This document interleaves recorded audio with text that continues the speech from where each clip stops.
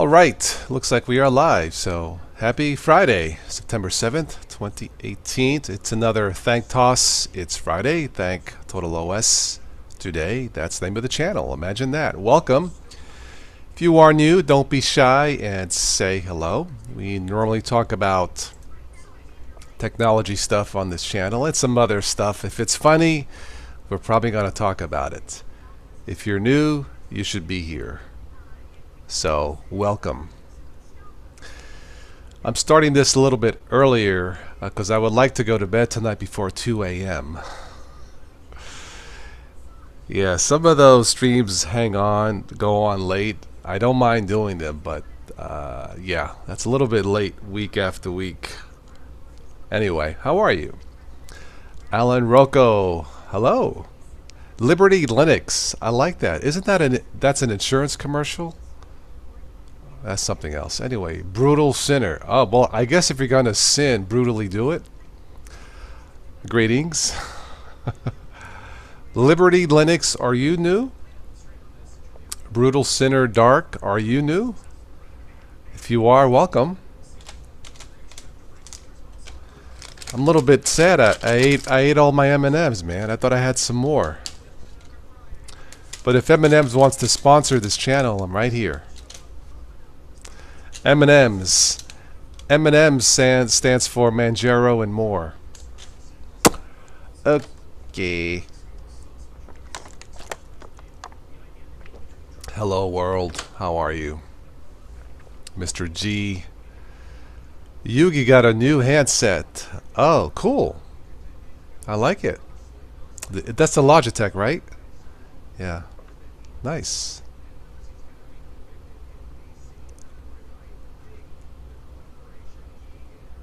Better MMs than Eminem? Yeah. I heard his last CD is really bad.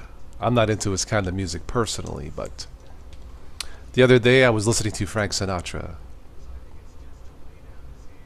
Come fly with me, let's fly down to watch TOS. Hi Ben, how are you? I just shaved. How do I look? Good? I think so. I don't think I missed anything. Anyway, Steve Gersh is in the house. Welcome.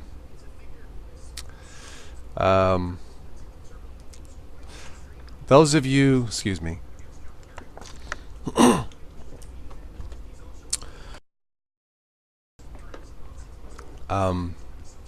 Those of you who support the channel on Patreon and PayPal, check your emails. I sent you thank you messages and thank you.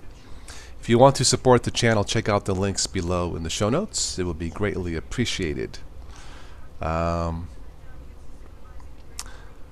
says, you think he was better on the start of his work? Okay. Ben is going to shave tonight. Are you going to shave while watching your Manjaro OS?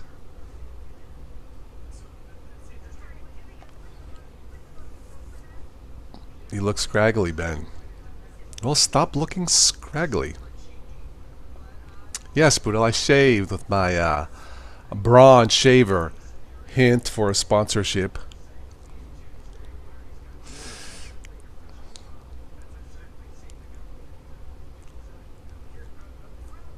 I shave when I feel like it. Yeah. Terry Love, hello from the Ubuntu Kingdom, the UK. Welcome.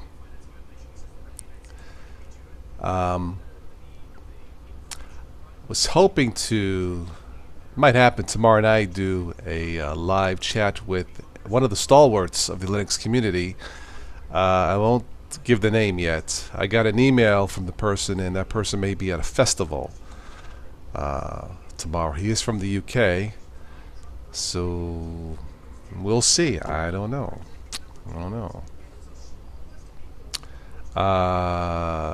God save the Queen. You know, Brutal Sinner, there's an old joke.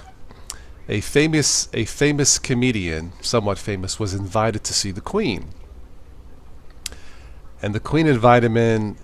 The Queen invited him on a horse and buggy ride, sightseeing. So one of the horses farted. And the queen says, "I'm sorry." And the guy says, "Oh, I thought it was the horse."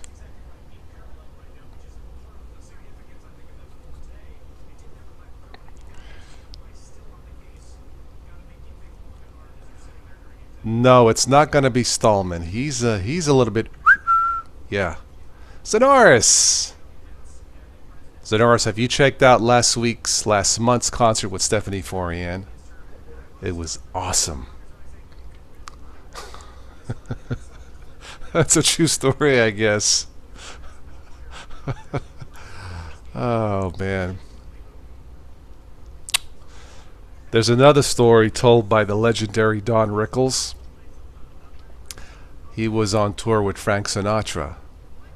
And I guess Frank Sinatra, after the show, liked to drink. So according to Don Rickles, they had finished the show, and it was a stormy night. Rain, wind, lightning. They were up in Frank Sinatra's hotel room with the big sliding glass door overlooking the ocean. And there was lots of lightning flashing through the glass. You know, flash, flash, flash. So Frank Sinatra turns to Don Rickles and says, "Now, Don, I want you to tell all those reporters to stop taking pictures."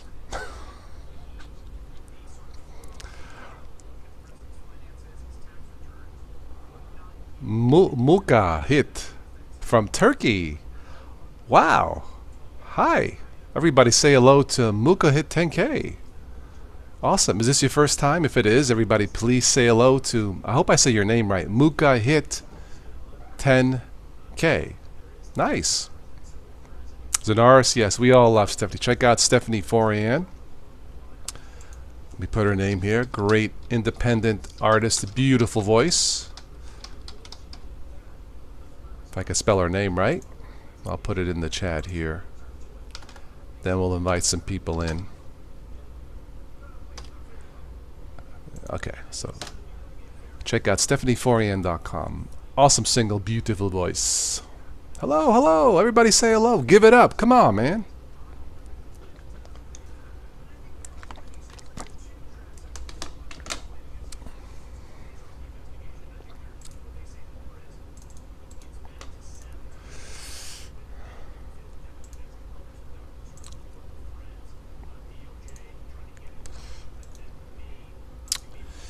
All right, invitation sent.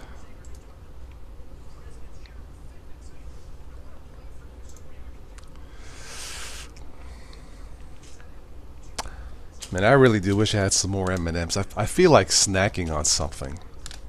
Oh well. To buy some more tomorrow.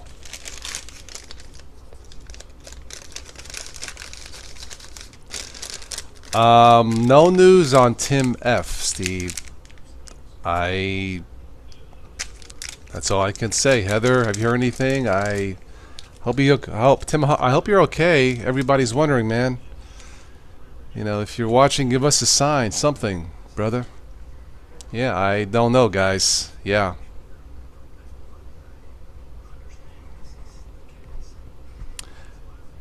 Yeah, Tim, get well soon.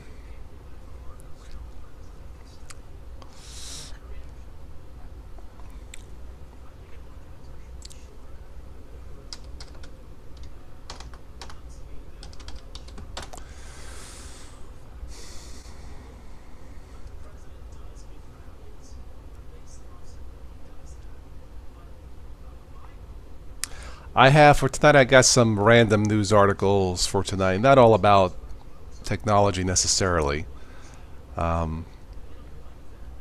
Wait for a few more people to come into the chat. Starting a little bit earlier than usual.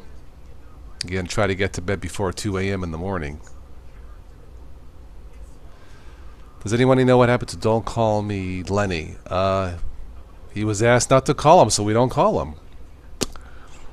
No, I don't know.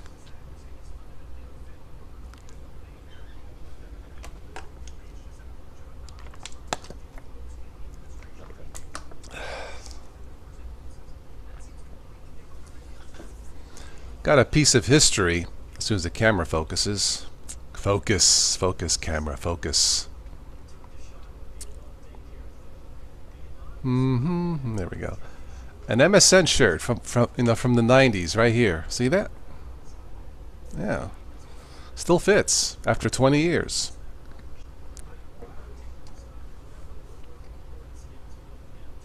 We all miss Tim, absolutely. Brutal says, what is my favorite OS? Well, my favorite Linux OS is probably, well, what I use now, Ubuntu Mate. I also like Linux Mint, Peppermint. I still use Windows 10 when necessary. So right now, Ubuntu Mate or Mate. It just works. And there's some other good ones out there, but I've gotten comfortable with Ubuntu Mate.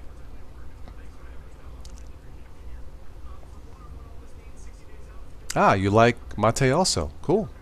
Nice.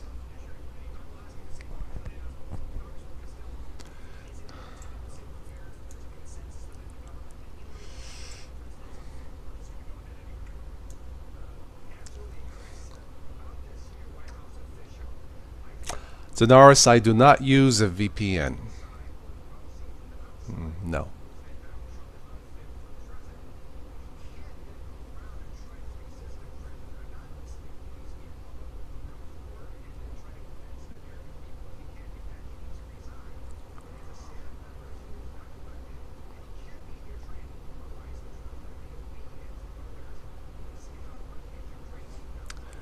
Check my other emails here.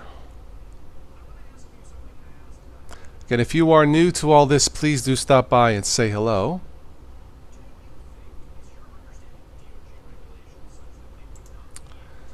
Let's see, I already don't need that. Get out of that. If you'd like to support the channel, please do check out the links below, or you can just click the super chat if you would like to make a contribution. Thank you. Present arms. Hey, hey, hey. Ba, ba, ba, boo. Hello.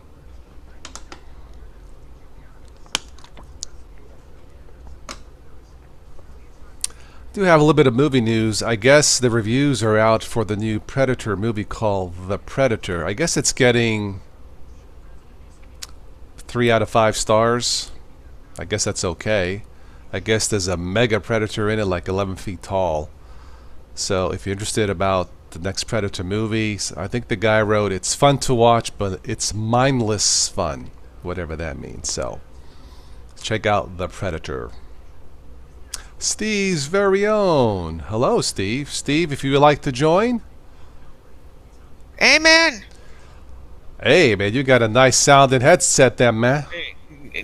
Is the new mic working? It sounds clear to me. Okay. It sounds like a Logitech. Uh-huh. That's exactly what this thing is. Cool. And the best part about this mic is I can actually adjust it. Yeah, yeah. Yeah, the other one is fixed. This one I can, but it's not a Logitech. But I like this because it's lighter. Yeah. Let me send the invite to Stevie. Give me a second here.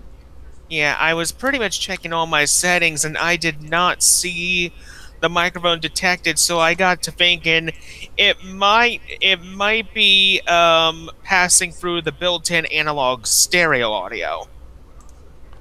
It might.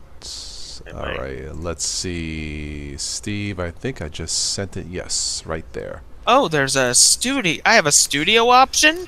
Yeah, if you do studio, you'll be able to adjust the level and it stays. If you leave it to voice, it'll go up and down. Okay. So adjust the studio, and that way the level won't go up and down like a yo-yo. All right, Steve, check your email. Okay, does this sound a little better? Say something. Hello? I'm getting hiss. Go back to the other one. Okay. Other option, yeah. Okay, how about now? There's no hiss in that one for whatever reason. Okay. I guess leave it in that one. Okay. That's kind of strange. Yeah. Okay. Okay. All right. To make sure that this microphone is working, what I'm going to do is I'm going to try an experiment right now. Go ahead. I'm going to hold the microphone over here, and I'm going to say something, and I need you to verify if this is actually passing through from here to here. Do you hear anything? I can far away. So it did pass through. Yeah, it works. All right, that's all I need to know. If anything, you're a tad loud. If you just want to move the mic a little bit away from your mouth, just a tad. Like bend it, yeah, like this. Like that? Say something again. Test, test. 1, 2, 3. Okay, sounds good. All Okay. right, we'll wait for Steve to jump in. Shane Milton, hello. Yeah, I did not know that you were starting early tonight. I was looking at my clock, and I wasn't It is. expecting you to be on till It around is. 10. Well, the reason why is I'm going to try to get to bed before before 2 a.m. tonight. Okay. If I start at 10, we have a 3-hour show. I Yeah. don't get to bed till 2, so Uh-huh. that's why. I don't mind staying up late, but week after week is a little bit tedious to stay up till 2 a.m. So not that I mind, but you know, Well, hopefully some of this changes if you ever get a full schedule. a regular schedule would help, but you know, it's going to come down to many supporters we have. AdSense is not going to cut it, obviously. So you know. Oh, Hi, Steve. I've also had a thought in mind. Yes. Not for this upcoming private chat, but maybe the one after. I have a very good topic that you could bring to attention. Which is? PeerTube. That's something fairly new, right? I think. Yeah. Okay, maybe. Terry Love says, "Hey, it is Saturday. You can stay in bed until noon." I could, but I'm gonna try and get up early and cut some grass. How I you cut my doing, own Steve? grass. You got no voice, man. No voice. Check. Don't be like Dan. Oh, I had the mute switch on. Oh, silly me. As you can see, this is a professional channel. Really? Where, TOS? Not here. I don't know.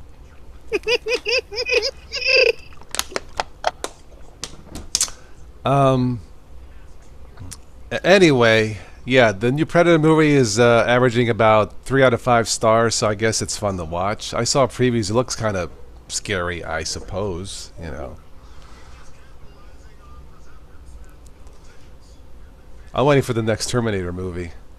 I'm back.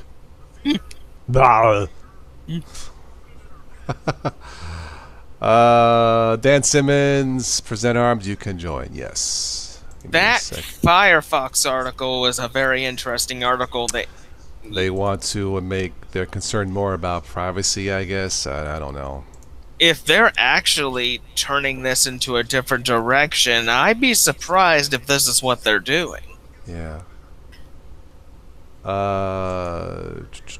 Present arms. Send me an email. You've got my email, right? I'll send you the link, please. OS Tech for you. Hey. Steve, we still can't hear you. Yeah. I want to make sure it's not my end. Get out of that. Let's see here. No, it's not my end. So I don't know what's going on. I must say, this new microphone is actually working better than I suspected. Yeah, it's How's super. that? There we go. There you go. For some reason, it's on. I was going through the tabs and on recording, which I'm not recording. It had monitor headphone, not headset. Okay. Weird. All right. That'll do it. Okay. The thing right. that's one of the focal points of Linux is video and sound are not up to par as of yet. Well, I normally, I mean, in a way, I don't have many problems when I'm like making a video or something like that. But all of a sudden, lately, I'm changing settings, and I'm not. I know it's me. And because I've been trying some different programs out and that. But Okay. Alrighty. Another thing about this microphone is it's got noise canceling. So my question, Yeah. Toss, is: do you hear any background noise at all? Besides the farting, I don't hear nothing. Just kidding. Oops. I don't hear anything. No, it's super crisp. That's why I said don't put it too close to your ear because it's very high, like on the high end. Yeah. Yeah. I mean, for $5.75, Can't that's beat a it. good mic. I mean, I I was aiming for one of those really expensive gaming headsets, but I just wanted to go with Logitech because it just works. It works. Hello, Hello, Priscilla. friend. Hey Hello. there. Hello, hello. Anna Rita, thank you. He says, "Hi, Toss. You are wearing white. Ouch! It looks like you are like in a mental institution." What are you talking about, though? One day Linux will get audio sorted to be working reliably. We can dream. I think it really depends on the kernel. Yeah. Well, Well, depends on mine just hardware and you know. I mean, the thing about the Linux kernel, it pretty much runs everything. I mean, if you want good audio and sound, I mean, they have to just make the kernel better. That's all they gotta do. And from what I hear, 4.20 is actually going to bring a few improvements. Oh, speaking of 4.20, I don't know if you caught this news article, Toss.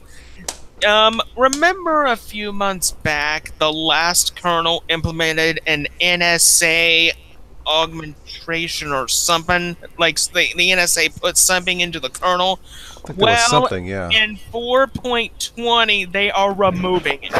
Okay. Yeah, we heard about that. That was something Okay. like Google.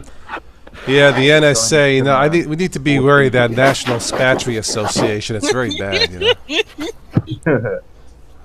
Hi, Spatry. Is he here? No, he's back doing, but he's not here. But he may watch this, so somebody might say something. Anna says, "Toss, my wife and I think orange and blue looks good." Okay, well, I don't have those shirts downstairs. I just got the white one. Client Siebzig. Hello, Client Siebzig. Are you German? Are you German? Welcome to the chat. Is he new? If you're new, we have to say hi to the newbies. Hi. Hi to newbie. Hello, client. And if you're not new, just lie. Yes, I'm new. Say hi. Red Hut is in the house. That sounds like you're new. Hi, Red Hut. That sounds like a drink. Oh wait, that's Red Bull, right? Yeah, that's Red Bull. Yeah, Red Bull. I was close. All of a sudden, we're getting a lot of new people. I think we may have hit the jackpot tonight. Awesome. Welcome all the newbies. You're just shy, but you're German. Guten Tag. I know Stephanie, our friend Stephanie, says that means hello. That was one heck of a concert. It was. Stephanie, please come back. It was awesome. She's back in Germany on tour, doing her thing, and yeah. So, anyway, She really deserves a U.S. contract. big time. Well, I promised her if my dad sells his movie, I'll take care of it. Well, I'll do Okay. something anyway.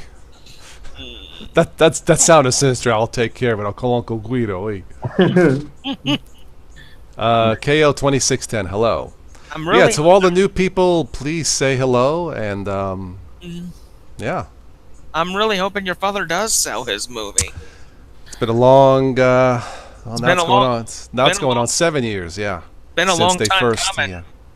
It has been, but one of his friends is going to the Toronto International Film Festival on business or something that my dad's movie is going to show next month at a film festival. So crossing my Linux fingers, you know, something comes out of it. Because if it doesn't, it's going to be, oh God, here we go Right. again, the waiting period. Yeah, really.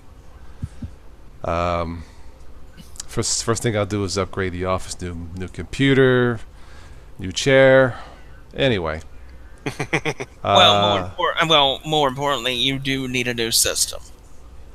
Yeah, this one it's hanging in there after 6-7 years, but it's just a matter of time before it goes, you know. Well, here's an idea. I mean, I'm pretty sure you never thought to do with this. It's either you get a new system, or you could take the old parts out of your current system and just replace it with all new parts. Yeah, at some point, because of what I do in editing, I just need a better, faster, beefier system. I mean, this computer is super reliable. I know it does play nice with Linux, so I kept it. But a dual core with 6 gig of RAM, it's the wrong system for what I do. What you For need, what you need is a quadruple core. I need a $2,000 system basically, between 1,500 and 2,000, beefy, ready to go, bam. And I would say you either need 8 or 16 gigabytes of RAM. Yeah, something that's capable of 4K video editing. Not that I would do 4K, but something for the future. Well, I mean, you wouldn't want to do 4K right now, but at some No. point it could come in handy. Absolutely. I mean, if me and Stephanie would do something live on location, I think that should be in 4K. Mm-hmm. If that day ever comes. Brutal, you're from Portugal. Oh. Oh, nice. It is 1:30 a.m. there. It's 8:30 here. So yeah, okay. Yeah, 134 here. Awesome, Portugal. Yes. Portuguese. I don't speak Portuguese, but hello, Portuguese people. Be right back. Portugal looks nice, actually. Yeah. Yeah. Hello to all the new people. That's why we are here. That's why I am here. If it wasn't for the new people, I would not be here. I once had a cute semi-compliment. He says, not to be disrespectful, but you sound like a new. I'm like, no, thank you. That's exactly what I wanted to sound like. to invite all the newbies Hey in. guys, Hey, Ben. Ben. Hi, Ben. how are y'all? Oh, Ben, someone has sent you flowers. Nice. Flower? What's behind you? Flowers?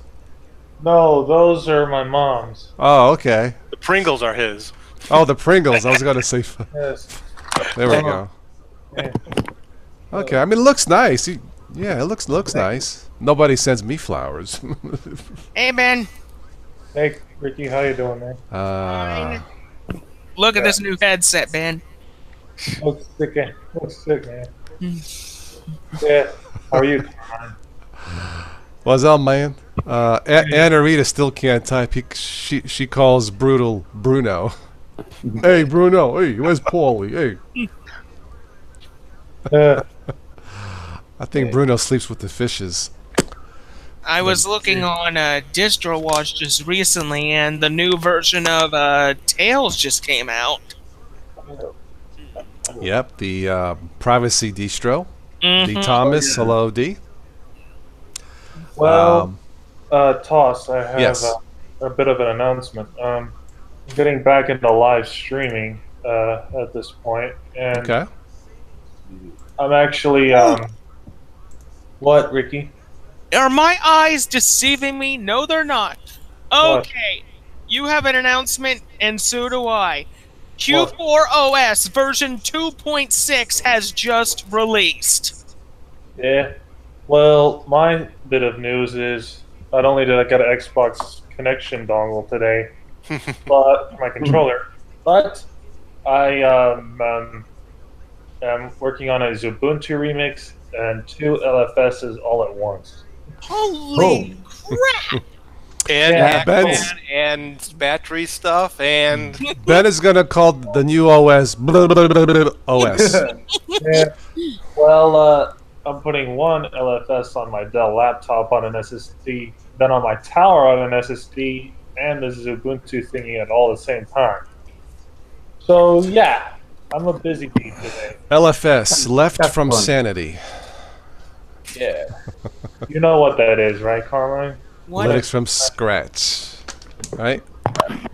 Seems like Yeah, my eyesight's nearly done as well. No, there was a new version, 8.3, with the latest packages and stuff, latest kernel, whole 9 yards, and thus I had to start the frick over. I Because have it's not very easy to update the stuff, so, the problem is, it's not easy to update that thing. You literally have to update everything. Yep. yeah. So, I'm yeah. with you. Ben, my heart goes out to you, Yeah. mate, because I know that feels. Yeah, I have to compile the kernel, the base, the XOR, everything. Uh-huh. All I And got, All I gotta say, Ben, is good luck to you. May God have mercy on your soul. And I'm gonna stream it, Ricky. Good luck, buddy. It's gonna because what I'm gonna do is I'm gonna have OBS on the laptop over here on Windows 7, Uh-huh. and then I'm gonna have it on either TeamViewer or SSH, and record the terminal window, and so it'll probably be through SSH, and then kind of show the process because it's not the first time I've done LFS, but All things I'm- considered, I think I'd rather have a colonoscopy. So, Really, so, Thomas? excuse my ignorance. What's LFS? It's Linux from scratch. I'm sorry. What? Linux from scratch, Oh, okay. Bas- or left from sanity. Yeah. Basically, what Linux from scratch is, it's pretty much Gentoo's cousin that was twice removed. Okay. Yeah, Steve, it's where you build not only the kernel and the packages, but you build them all without dependency handling. It's where you build the entire thing yourself from code and tarballs. So basically, you download a list of tarballs and you just spend close to 14 to 17 hours, depending upon the computer, building each one by hand. It's just hours of /configure, whatever prefix, make install over and over again. And there'll be a quiz tomorrow, so make sure you. Yeah, basically it's Linux from no tomorrow, no social life, no nothing. Put it this way: if you get up from the computer at all, turn it off, come back to it, the OS is prone to f up. And I mean, just even living alone for 5 minutes, going to get a drink or something, go to the bathroom, whatever, you're prone to f it up. All I gotta say is Linux from scratch, in my opinion, it should have a nickname called Linux Linux from Satan. Yeah, basically, it's a Linux user's worst nightmare. Because, like I said, if you get up and do something else, like walk away during one of the big compiles, like binutils, GCC, something like that, and you don't know what you're doing, you're screwed. Even if you do know what you're doing, and you walk away, that thing, and you get an error, you got to start all the hell over again. So yeah, basically, if you leave this thing unattended, Well, I'll say what Steve says. Forget about. right? Forget about. Here's the thing: if you leave this thing unattended, because it's 17 hours sitting here, unattended typing or copy and paste, and basically, if you don't copy something right or type something right, and you walk away and it f's up.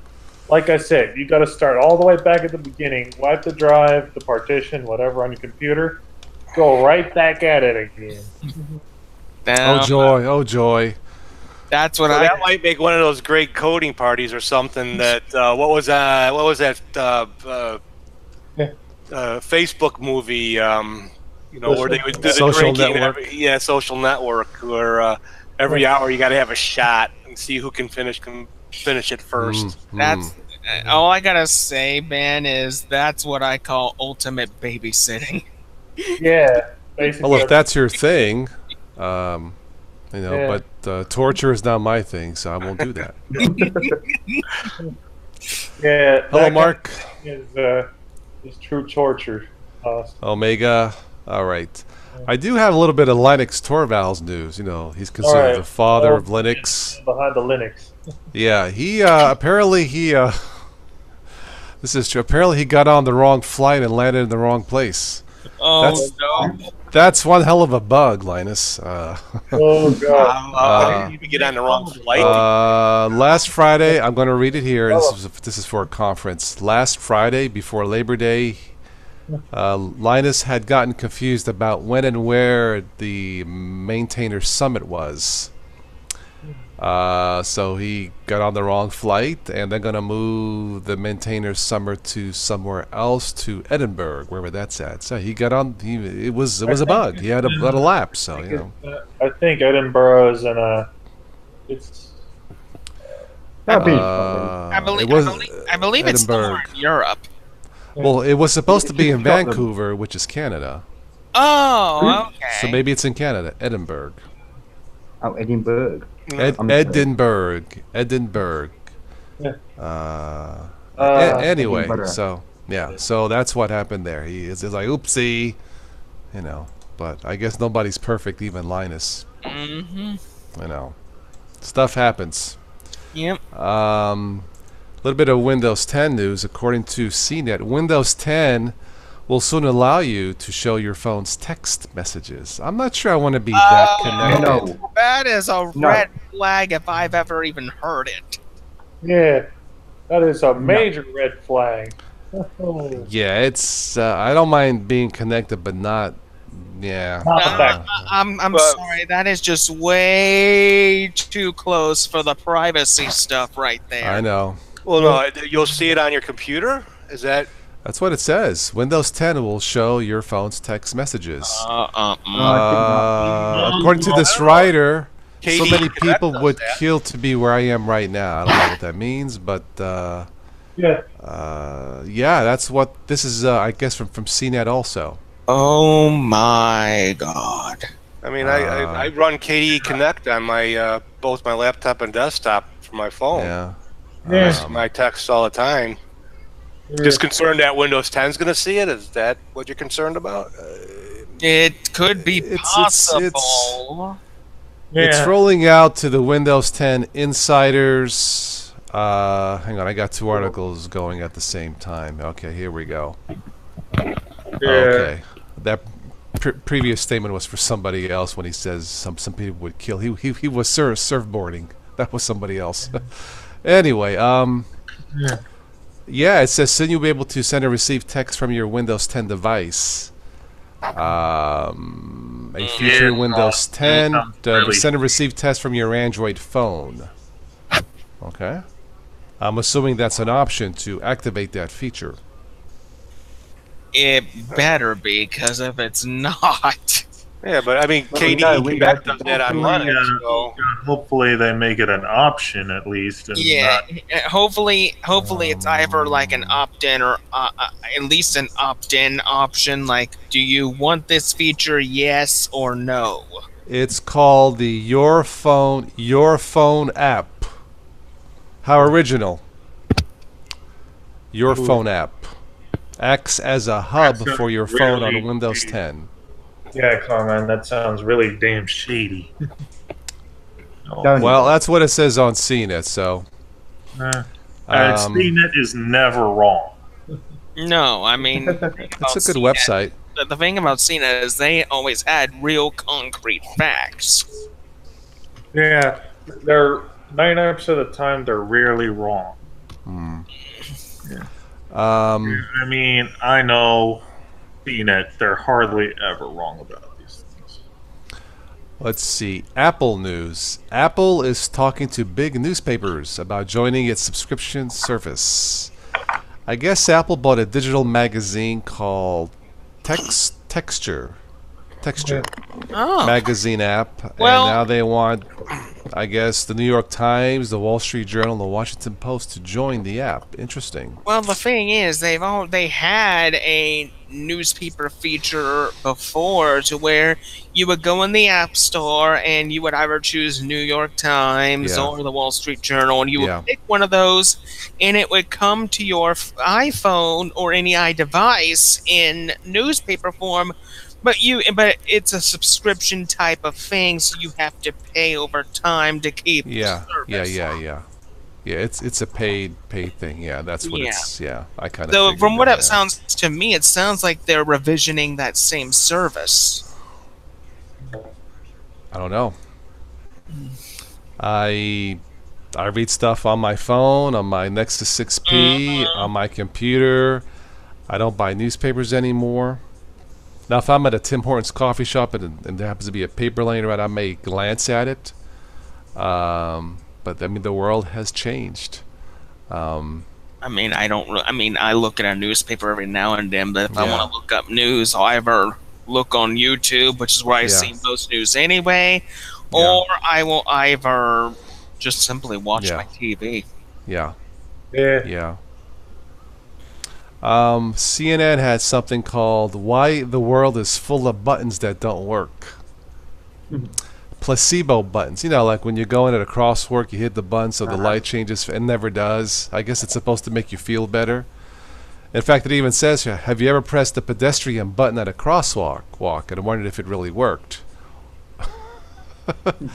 They're sometimes called placebo buttons. They have a psychological effect. Yeah, they make you look like an idiot. That's what they do. Doing something typically feels better than doing nothing. Mm-hmm. Oh, you mean like taking a dump versus not taking a dump? Got it. Okay. Oh God, TOS. It says doing something. Yeah. Wow. Let's see what else it says here. Yeah, that's cities: Boston, Dallas, Seattle.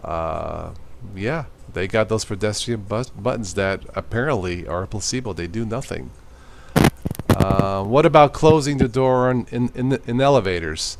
I don't know. That seems to work for me. What about you guys? Hit the close door like on the elevator? Yeah, and Well, jump. yeah, that works. I think that works. Yeah. I just let the elevator door close by itself. Yeah.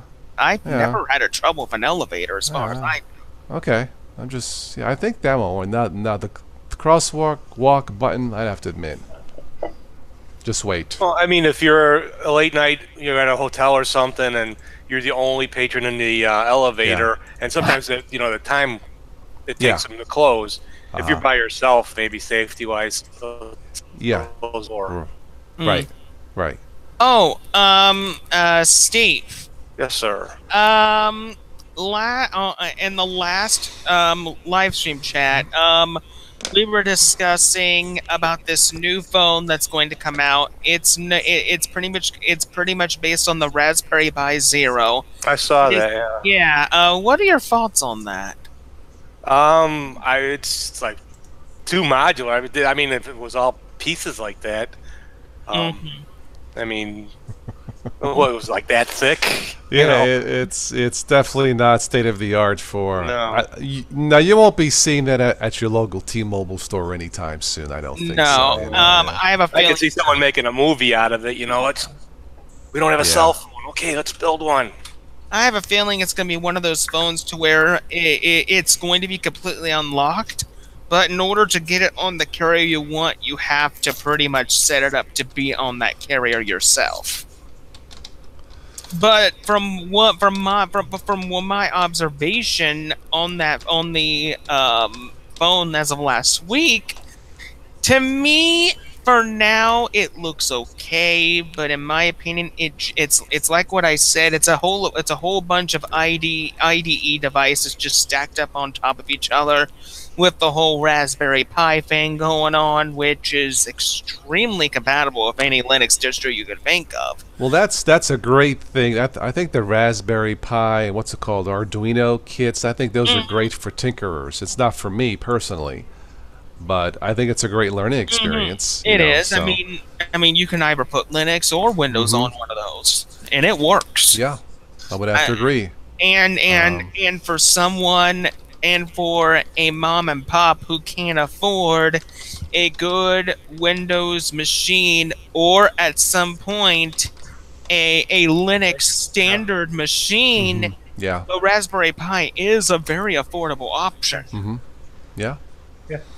No, it's amazing how far technology. I was watching a video on YouTube, something historical on the TV show Nightline from 1981 with Steve Jobs predicting the future.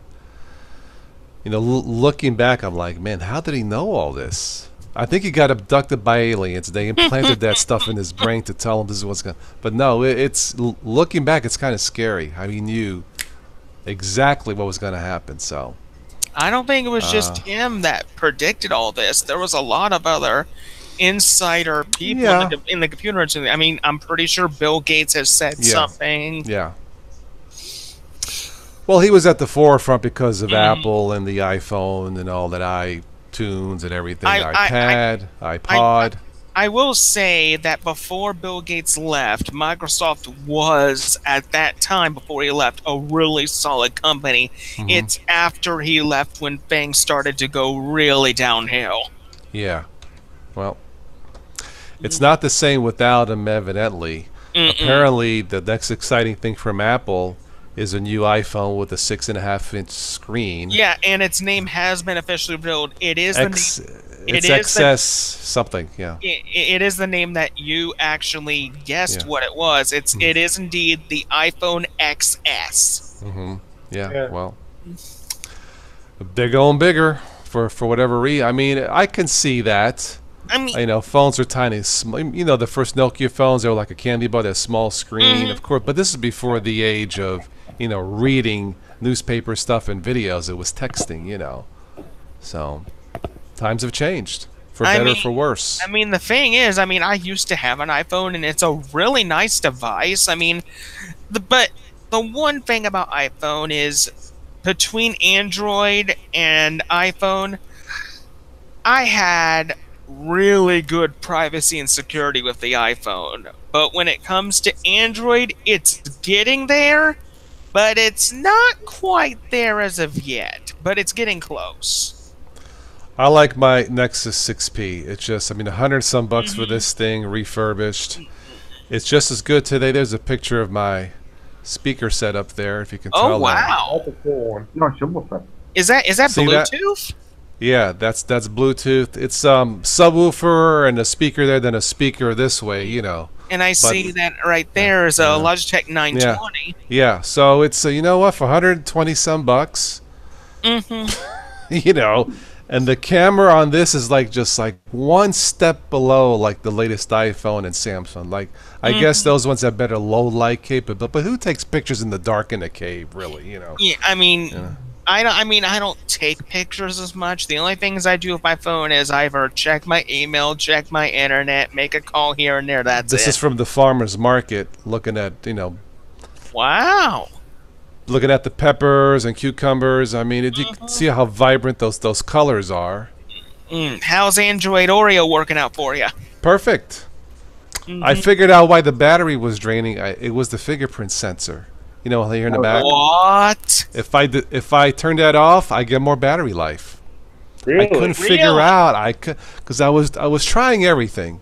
What did I hit here? Where is the off switch for the fingerprint? Yeah, you have to go in the settings. I mean, it's nice because I can set it for both fingers. So if the phone's on this hand, I do this, and this hand, do that. You know, and I can give it like a little tickle. No, I'm just kidding. I'll have to remember that. I mean, because I'm pretty tickle. Because I'm pretty sure that my Samsung Galaxy 9 has an off switch for the fingerprint sensor. If I can find if you turn off OK Google, if you turn off Bluetooth, you turn off the fingerprints, you will increase. Look, anything that you turn on a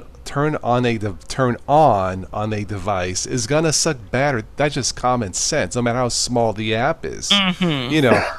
Think about this: Wi-Fi, power, Bluetooth takes power, brightness takes power, fingerprint sensor, power, notifications. That poor batteries. That battery, that 25-year-old battery technology is going. Oh, I can't take it anymore. I would like to see phones change that to where the power. I mean, yes, the battery needs the power. That is true, but and so does the brightness. But as for Wi-Fi, Bluetooth, fingerprint sensor, they do not need power to keep running. They can find other ways to run all those, or three of those. I mean, my Bluetooth is off until I need it.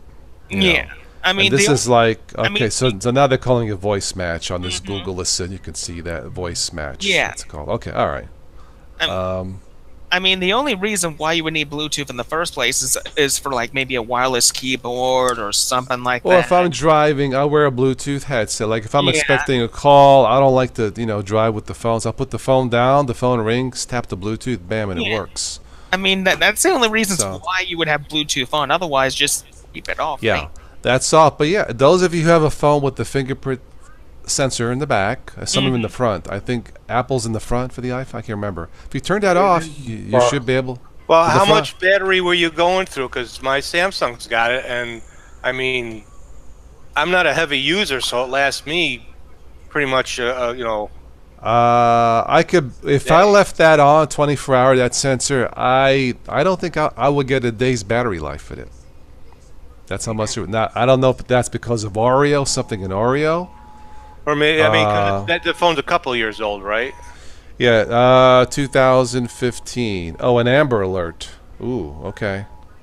What does that do, Oh. Tom? Child abduction, Oh, yeah. unfortunately. Yeah, Amber Alert. Every Yeah. Android phone has an immediate Amber Alert. Yeah. No, that's good. That's Apple good. doesn't. That's a good thing because if an They're Amber showing what kind of a car, I won't say, but no, that's good. I'm assuming it's here locally, but okay, You yeah. sure that's not a coder alert and it's coming from Louisville? A coder? Oh Lord. Yeah, it's no, would you? Yeah. So anyway, yeah, it's part emergency alerts. Yeah, I guess I could turn it on or off, but okay. I wonder what new phones are coming out soon. I mean, I know the iPhone is coming out, but I also know that the Librem 5 is coming out sometime early 2019. Boy, these alerts on this phone, I just realized I can toggle on and off Amber alerts, extreme alerts, severe threats. Wow. You know, that just got me thinking. How is the Librem 5 going to handle battery? Because with as little I mean, we got so little information about it. I mean, we should have gotten some information about what the battery's going to do and what this, and this is going to do. And that alert just came on my Comcast too. Mm. Okay. For Ohio County. All right. Okay. Huh. Yeah. I didn't know about all these alerts. So Amber alerts for child abduction, extreme threats to life and property, and it doesn't say Linux threats, but no, and severe threats also. Well, what's the difference? Okay, wait a minute. Extreme threats to life and property versus severe threats to life and property. I don't think there's a difference, to be honest. They have it categorized that way. I don't get it. Maybe extreme's gonna happen and severe is happening. True. I don't know. It doesn't give a definite. That's kind of weird, though. I don't think you need both. Just have threats. It is pretty weird, to be honest. Yeah. I don't know. I'm still learning this with this Android Oreo. But anyway, getting to the point, yeah, turning off the fingerprint sensor, at least in this one, does seem to increase the battery life. So I just use a passcode now. And my passcode is forget about it. I can't do that, can I? That would be cool. Hello, Robert. Yeah, Robert Carmini. I was born Carmine, but when I lived in Florida, I had a package from UPS, and he said, package for Carmini. Really? Carmine? Carmine, like that car is mine. Anyway, you know. Oh, what do we got here? I'm on CNET, and it says right here, should you upgrade to Windows 10 October 2018 update? Oh Lord. Do we have a choice? It says on the bottom, short answer, yes. Uh-oh. Client Siebsig from Germany says the Linux phone has a battery bug. Purism's Librem 5 delayed until April 2019. Oh, a battery draining bug. Here we go with the batteries again. Why does that not surprise me that the first thing it messes up is the battery? You know, it's kind of like buying a new $20,000 car and the engine is from 1995. And that's what it is with today's cell phones. The battery technology has not changed that much. It is what it is. I mean, the battery technology has not changed in over 20 plus years. That's why I don't believe in $1,000 phones, because you're getting the phone that's kept up, but not the battery. So they should be charging accordingly. Now it doesn't work that way, and I understand. But anyway, Anna says, yeah, pretty soon they're going to charge you $2,000 for a phone, which is bananas. I'd rather spend $2,000 in bananas, which are good for you. That's ridiculous. Scroll through the. Should I try to miss anybody? No. Anyway. What? Oh, this is not good. And I thought they got rid of this. Apparently not. Microsoft announces October 2nd event for Surface devices and more. In other words, I think there's another Surface coming. Oh, no. And Okay, guys, I'm gonna step out for a little bit. I gotta pick up my son. If you guys are on, I'll come on back. Okay, Steve. Cool. Okay. Cool. Yep. Okay. all right, Nice. buddy, take care of yourself. All right. Yep. Yeah. Anna Rita. Oh, your brother is a programmer. Okay. Oh, that's nice. Nice. Very good. So he's the smart one in the family, right? Oh, Amazon Fire HD8 review, a cheap tablet that's really good. Here's the thing, Carmine, I actually have two older generation Amazon Fires, and they're really good Android tablets. I think I played with one once. It seems okay. It is. It's really nice. It seems like a quality product. So yeah, I can't. You can actually install the. You can actually install a lot of good apps onto it. I mean, you can do a lot with one. Sorry, I missed Sneaky Linux. Hey, Sneaky, how are you? I think I missed you. Anyway, hello. You still there? I'm wondering if Tom's gonna show up tonight. He's doing a show now, I think. Yeah. Tommy's streaming, yeah. I think he's streaming now. Yeah. Is he streaming Usually, on Switch yeah. Linux or our Walk and Cry? No, I switched to Linux. Okay. Let's see. Paul Sear, hey. The Android Oreo upgrade broke fast charge. Really? Oh my God. On a Samsung. How does it break the fast charge? It's just probably a firmware thing. It's just Yeah, stopping it. I guess. Okay. Yeah, I agree with that.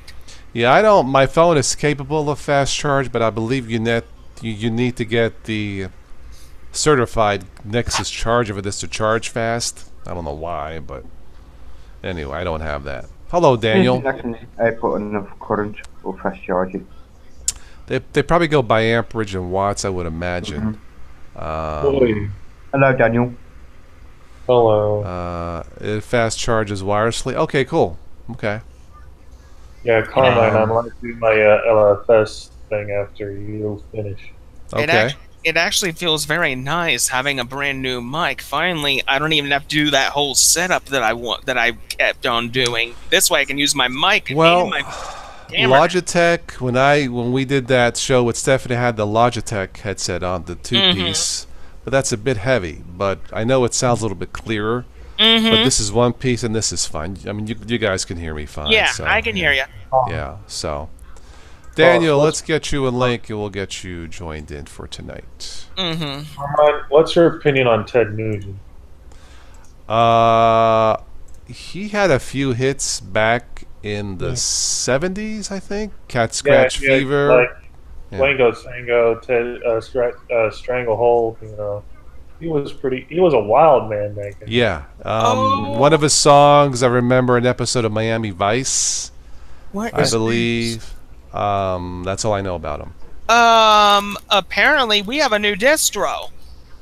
What? Open Mandriva LX. Oh. Mandriva's been around a while. Yeah, it looks like... it says right here, the Open Mandriva distribution is a full-featured Linux desktop and server sponsored by the Open Mandriva Association. It was based on Rosa, a Russian Linux distribution project which forked Mandriva Linux in 2012, incorporating many of Mandriva's original tools and utilities and adding in-house enhancements. The goal of Open Mandriva is to facilitate the creation, improvement, promotion, and distribution of free and open source software in general, and Open Mandriva projects in particular. I remember that name from like years ago, like 10 years ago, I think. Yeah. I think they got bought or something. I don't know. Yeah, but it seems like Mandriva's back. Okay, another choice. Well, Mandriva used to be Mandrake back in the day. That's what it was. Okay. And then there's a fork of... Then there was a complaint over the Mandrake name, so they renamed themselves Mandriva. Yeah. They went into charging for their distro with support and so on, and then Open Mandriva forked Mandriva, and this is where we're at now. So yeah, they've released another thing. The Mandriva tool is a really nice piece of Linux OS, which was a fork of Mandriva. Anna says we do It's not the need a same new tool. distro. That's an old one. Goes Well, back to Yeah. Mandriva was used in 1996.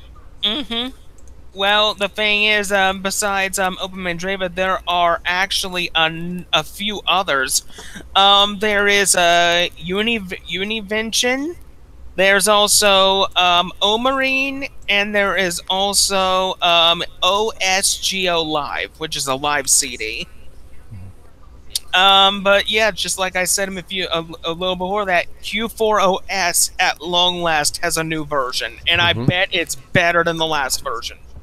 Well, the reason why TOS is released is the same reason why I'm releasing in a couple of days, is because they're based on Trinity Desktop, and the new release, the 14.0.5, was released last week. I've just had the new packages, so I've been updating my OS from scratch. I've had to actually go back and redo it all. So yeah, so TOS has beat me. Darn it. Hello, Dan. I moved my Can you hear me? We can hear you. Hey, the mute switch is off. All right. All right. Hey Dan, I got me a new microphone. Great, you're now a sportscaster. I know. I moved my microphone closer to my mouth. Am I still okay, Toss? Oh, you're great. Sounds good. It's I know we look All like sportscast. Today's gonna be a great game between the Cowboys and the Redskins. This rivalry goes back for 24,000 years, even before the age of man. But yeah, like I was saying earlier, welcome back, Mandriva.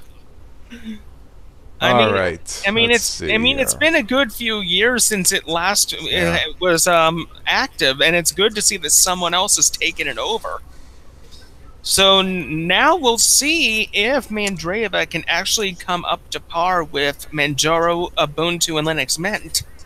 They're really pushing the Manjaro.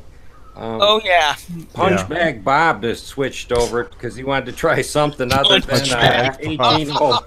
1804 base distro. Oh, God. He's loving his peppermint, but he went to the Yeah. Manjaro. Yeah. Isn't he still running Peppermint 8? And he put it on some other computer Okay. and used his Manjaro for his main gaming machine. I did see something on the live stream that he did earlier on about that, yeah. Now, I did download the latest Manjaro and put it in a virtual machine, and it does look like it's pretty good distro, you know, if you can figure out how to work it real good. I'm not an expert at like DT is, but it does look good. Now it's tempting. It's like I'm almost 70% there, but I'm not quite close to 100 yet to switch. It's the last time I downloaded it scared me because the downloads broke it. Updates. That can happen. Okay. All right. I have a little bit of different news. Some airplane finding love on an airplane. A study claims 1 in 50 people find love on an airplane. Oh my God. Oh, cool. That's a No, I think that is cool because if you meet, Yeah. I mean, if you start talking, where are they gonna go? You know, Exactly. 1 in 50. It's never happened to me, but I mean, I've talked to people casually, and it makes the flight seem to go faster. 1 in 50 is actually not bad. Pretty good odds when you think about it. If people are actually talking versus, you know, looking yeah. at their phone. But that's nice. Good old-fashioned talking, you know. But I think I know what they're talking about. So, sweetheart, is it Windows or Linux? What do you use?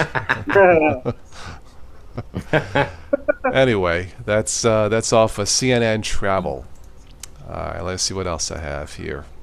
So, once Ubuntu Mate version 18.10 comes out, my question, as a Mate user yourself, are you expecting anything new to come out of it? I don't expect anything major personally. Those are usually saved for the LTS releases, if I had to guess. So I want to stay on this LTS because it just works. So yeah. Well, I know for a fact that from what I've heard, there is some things coming to 18.10. For one, there will not be Android integration at all. Okay. Not And that would bother me and either the way. second one is 1810 will ship with an older version of Nautilus. Okay. Well, I'll sleep better tonight. Thank you. No, just kidding. I hope Yeah, they do. once doing these streams on now tonight. I thought about testing Linux Mint Cinnamon live, but had to break out the ThinkPad, plug it in, and I said, "No, I'll do it maybe next week." But yeah, once I get settled in on my machine where everything works, it's one of those things. It's not broken, so I won't fix it, right? Exactly. Okay. I mean, I've been sticking with Linux Mint Mate for a long time. I don't think I'll be leaving anytime soon. Well, we were talking smartphones. I guess we can get ready for 10 gigabyte RAM smartphones are coming. Holy crap! Yeah, there's a company called Vivo. Wow. Vivo is working on a 10 gigabyte RAM phone called the Vivo X Play 7. It'll be the first 10 GB RAM smartphone to make an appearance. That's got to be for gaming and multitasking, if I had to guess. The one question I have about this phone is, like the $50 one we mentioned earlier in the Librem 5, is it going to have A, good battery, B, good performance, and C, are all the applications going to work? It's going to have a 5,000 milliamp battery. That's a good battery. My God! That's explosive. Yeah, really. I think. Oh wait, it comes with the free miniature fire extinguisher. Okay, good. Yeah. 5 battery and That's Yeah, a big watch the battery. power meter spin when It's you gonna charge. need that for all that RAM. Yeah. Okay. Well, there you go. If you need more RAM, go with the Vivo. Doesn't give a price, does it? It'll probably be $1,000. Yeah, be in that 9 Yeah, territory. I guess. Yeah, they'll be on the RAM train. That's why when you buy RAM for your desktop computer, it's so darn expensive. They keep putting Yeah. so much of it in the phones I and know. everything else. I mean, Yeah. the thing is, desktop RAM is not cheap at all. I mean, it's Yeah, thousands of hundreds or even thousands of dollars just to get I know. one or two good sticks of RAM to just put into either a laptop or a desktop. I will say one thing, putting RAM into a desktop is easy, but putting it into a laptop is a major pain. Fun Linux Laptop says Linux Foundation should take Microsoft money and invest in Wine, Proton, Lutris, Codeweavers. Nah. No. I don't think Don't put all so. that stuff in it. No. You can imagine No. Lucius with the telemetry. Nah, I'll skip Yeah. that. Yeah. By the way, there was a poll out. Speaking of that, would you buy a Microsoft-built Linux PC for the masses? That's To the be poll from- to be yeah. honest, as a computer user, and as a Linux user, since it is Linux, I would honestly give it a fair shot. I would. I would give it a good old honest would. try.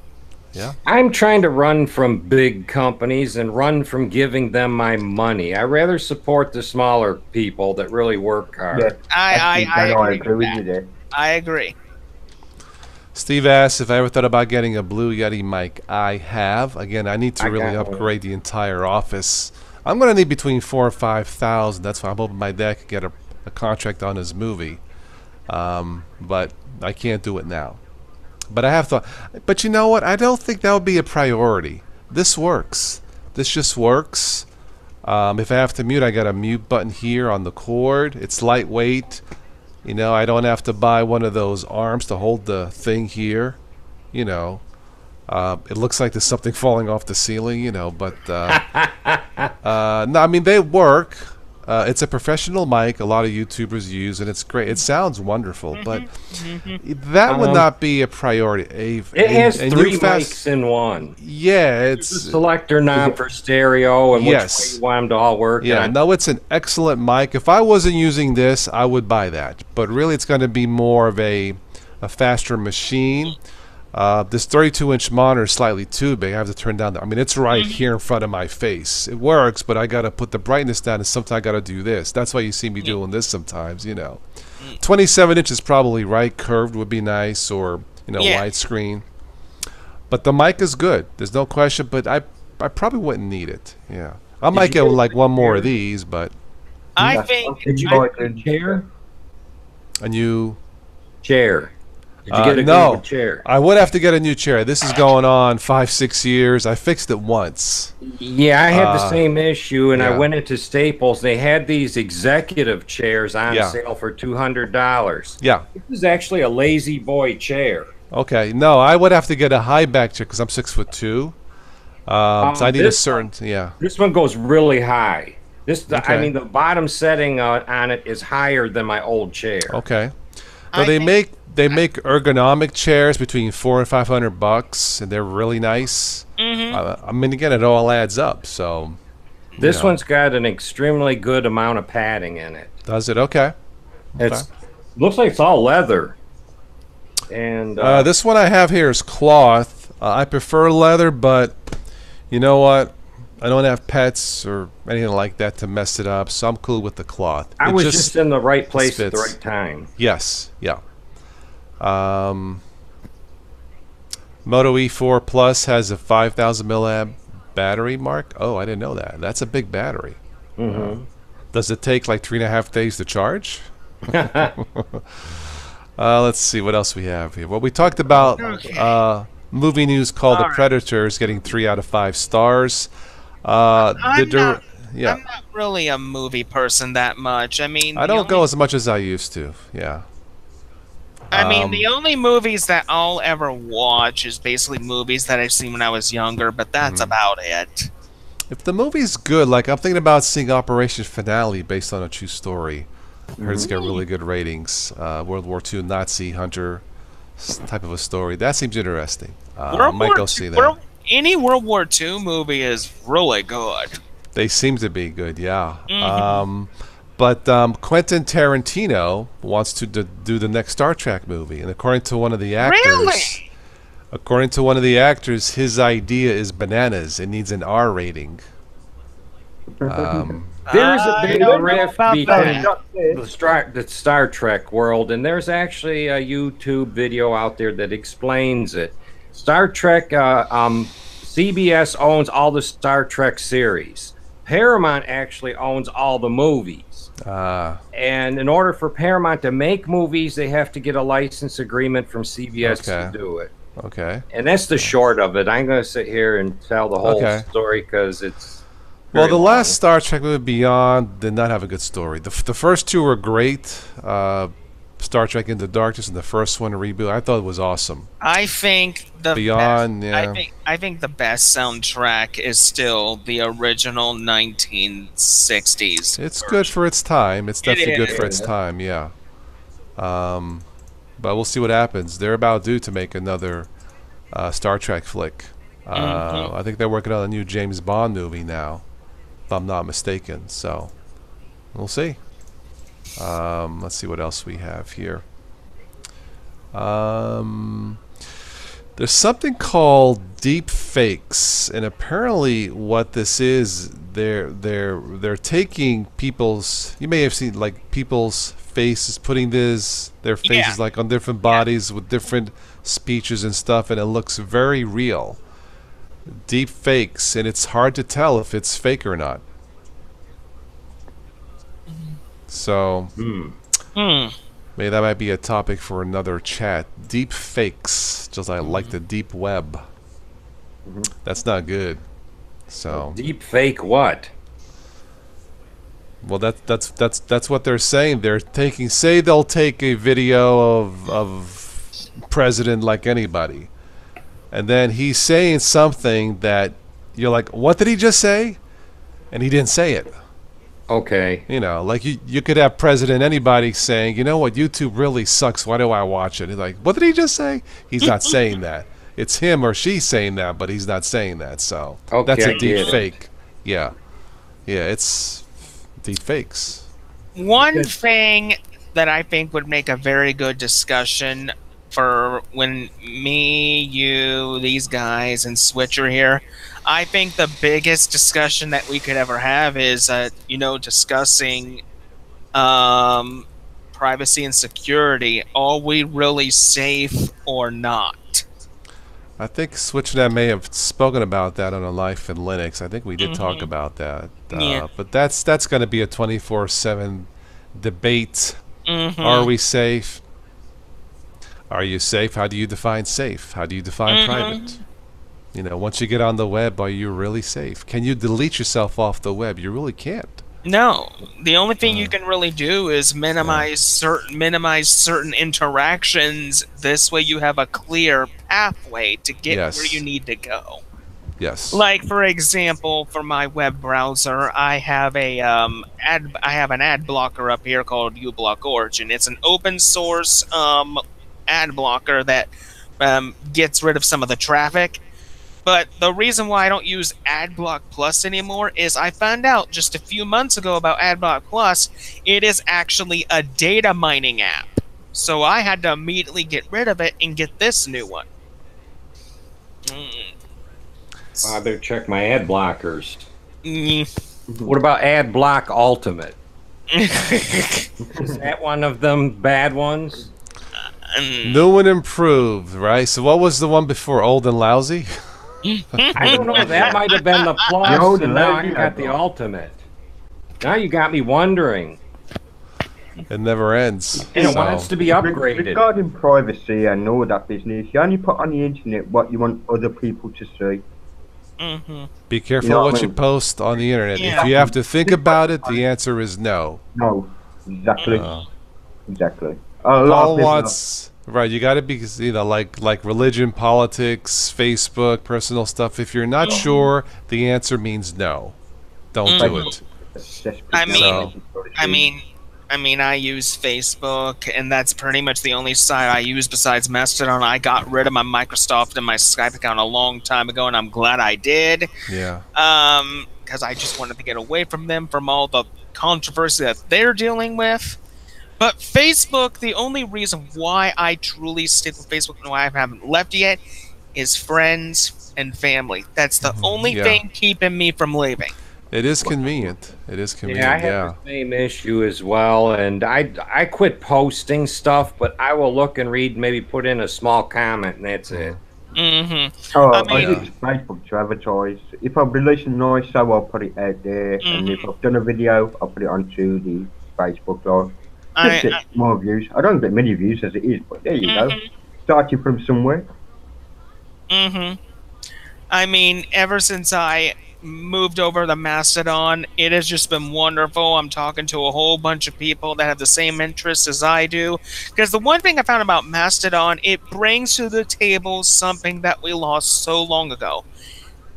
Nice, ethical communication, and that's the thing that Mastodon is trying to promote, is ethical communication. So you would really recommend that? Oh, I would. Mastodon is great. The thing about Mastodon, it has many instances. For one, there's Mastodon technology, there's social, there's a whole bunch of them. It's too bad they named it off an extinct. Yeah. Just like diaspora. Here, take 2 pills if you suffer from diaspora. I'm on diaspora, actually. The thing about diaspora, it's a really good Facebook replacement. It's really nice. I mean, I joined. I'm on. It seems okay. Paul wants me to do a show on stupid autocorrect. It's that bad. Has anybody heard of a repo called Bitwarden? I've never heard of it. No, me not. I've just looked on Facebook. Apparently, PC Lost has got a new magazine out, and it says repo. Hello, Joe. Bitwarden. Let's get Joe in the house. Yeah, I started early, Joe. I'm trying to not go to bed at 2 a.m. in the morning anymore. Have you heard anything about Tim? No. I'm starting to get a little bit worried. The last thing I heard is he had to go to the hospital for cardiac arrest. Yeah. Heather said he was home, back from it, but that's... So if he's home, then... we don't, the thing is, cardiac arrest is very difficult to deal with because, I mean, it can make you very sick.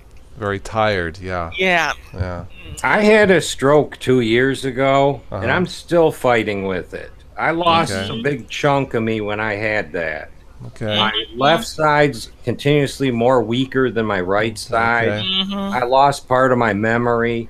That's why I try to get in and join you guys on the video chat, because I can't type in the chat fast enough anymore. Okay. Okay. Yeah, Okay. it's I mean, thank God for my age. I'm 57. I had a checkup. I actually I joked about that one thing about, but I took that Cologuard test. You see on commercial stool sample, it came back negative. So Excellent. So you're cancer free. according to my yeah, me too. All good. according to the crapper, yeah. So you know. I mean the thing about cancer, it's very unpredictable. I mean, Oh, yeah.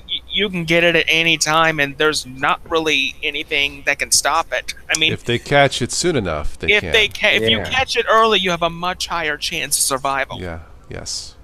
And right, Exactly. Because what I'm noticing about cancer is a lot of people are catching it too late, and there's not very much a doctor can do about it. Anna Rita, your father is cancer-free for 5 years. God bless. Good job, Anna. Good job, Anna Rita. Good job. Yeah, Anna Rita. Yeah. San Rafael. How are you enjoying Stephanie's music CDs, San Rafael? But yes, if you can hear us, Tim, I really hope you're getting well. Yeah, let us know, man. I really hope you can send us an email, or we would like to know how you're doing. Yes, absolutely. Absolutely. Paul, you love Arch. You really? Okay. The thing about Arch is it's a two-way street, in my opinion. I mean, it can be good for beginners only if the person knows exactly how to use it. It's not. It's for power. You can't have somebody new on there. It's not fair. The thing about Arch and Manjaro is I noticed that they want to hide behind the wiki if you need any help. Well, it's like they make this wiki and use the wiki. We can't help you unless you use the wiki. Well, the thing is, there's other resources besides the wiki. I mean, there's the Ubuntu forums. I know that here and there's an Arch post here and there. The Ubuntu forums don't use the same lingo in the terminal as the Arch stuff does. No, I mean, it's very simple. For both Ubuntu and Debian, it's sudo apt install, sudo apt purge. It's pretty much the sudo system, in my opinion, is the most efficient file system you can have on a Linux distro. And sudo in Italian means sweat. Sweat app install. Sweat app install. But the one thing I'm noticing is we're moving away from app stores to, flat packs and snap packs. Some. Yeah, some. I still use repositories. The thing is, flat packs and snap packs. I mean, they just came around about 3 or 4 years ago, I believe, and they're still trying to get their niche into the system. But I think they've come a long way. I really do. Paul, you said send me a link if you want to join. You're more than welcome. Just send me an email link. TotalOSToday1@gmail.com. I got a question. Yeah. When you go to a website and they have you install the PPA through the sudo command, and then you install the software, what is that? Is that a flat pack? A snap? It's not a snap.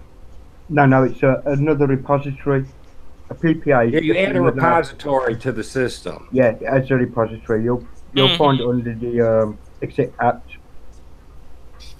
Yeah, it's a direct install through the internet, not through a package manager.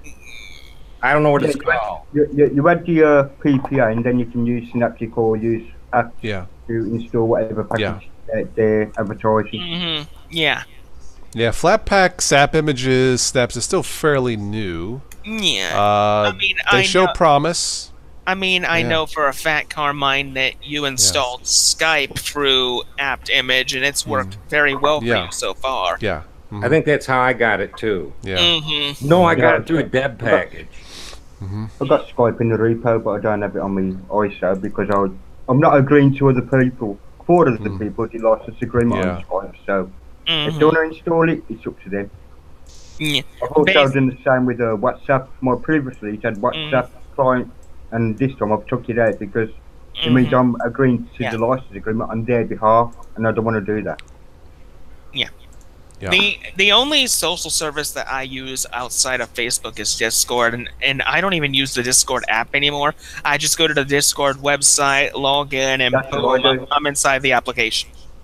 The Discord that blows up for me for some reason. I don't know what it is with the app. But the website works fine on Discord, yeah. Oh yeah, yeah. The website, in my opinion, is better. Yeah. I think I went on to Crunch Bob's Discord channel a couple of times. Discord. Quite good. I'm kind of a fan of having deb packages because it makes it real easy to distros around and install yourself. Yes. It's like it's universal. Hey there. Boo, where's Joey? Hey. Hey guys, how There are you you? go. What's up? Good. All right, took me a few. I had to come from another room. I was on a different computer, and then for some reason my Mate didn't want to come back out of sleep mode or something, so I had to reboot it. Are you watching us on the refrigerator? What's that? I know. Have you seen those Samsung $5,000 fridges with the screen in front of the door? Oh, yeah. Wow. That's an amazing refrigerator. It looks slick. I mean, I have to admit, but yeah. I do know that there are some refrigerators out there that actually run Linux in their touchscreens. Most of them do. Yeah, most of them do. Probably an Android kind of. Yep. That's the idea if I was going to do that. But just put an Android screen because that can connect to your grocery stores and all that kind of business. Do you shopping for you? Yep. Yeah. Well, you can't do a Microsoft-based one because it would be contrary, or when you say a smart fridge. Oh boy. These are dumb fridge, and these are dumber fridge with Microsoft done. Carm, can you do me a favor? I thought I had it. Can you send me Tim's email whenever you get a chance? Because I want to reach out to him just in case too. Yeah. Joe. We haven't heard anything, Joe, from Tim in almost 2 weeks, and we're pretty concerned. Yeah. Well, last time we heard it, it was a lady in chat that told us what was going on. I can't remember the name of the stuff. From what I know, Tim is at his home now. Yeah, that's what the last thing we heard, but we haven't heard nothing in at least a week or so. Yeah, he was on a trip because he had sent me. He said he was going to Chicago. Chicago. He had joined them one night from Chicago, and then after that, I guess he wasn't feeling good. And then Heather says she got a message saying he was back home from the hospital. Okay. And that's all. He referenced he went to Chicago to look at some car a couple of months ago or whatever, and he wanted to stop by because he has to drive right by me. And unfortunately, I don't remember what it was. I think it might even been my son's wedding. I say a couple months ago, but I don't think that's what it was. There was something going on. It was a birthday weekend or something going on in our house. And we're both disappointed, but he said, well, he'll be back down coming in the fall. So I don't know if that was the same reason he was down here, but we're hoping to get together. Well, I hope he's well right now too, obviously, because yeah. It's gonna take him a little while for him to recover, but I'm pretty sure he'll be back stronger than ever. Yeah. Well, I hope. Yeah. So Tim, let us know, buddy.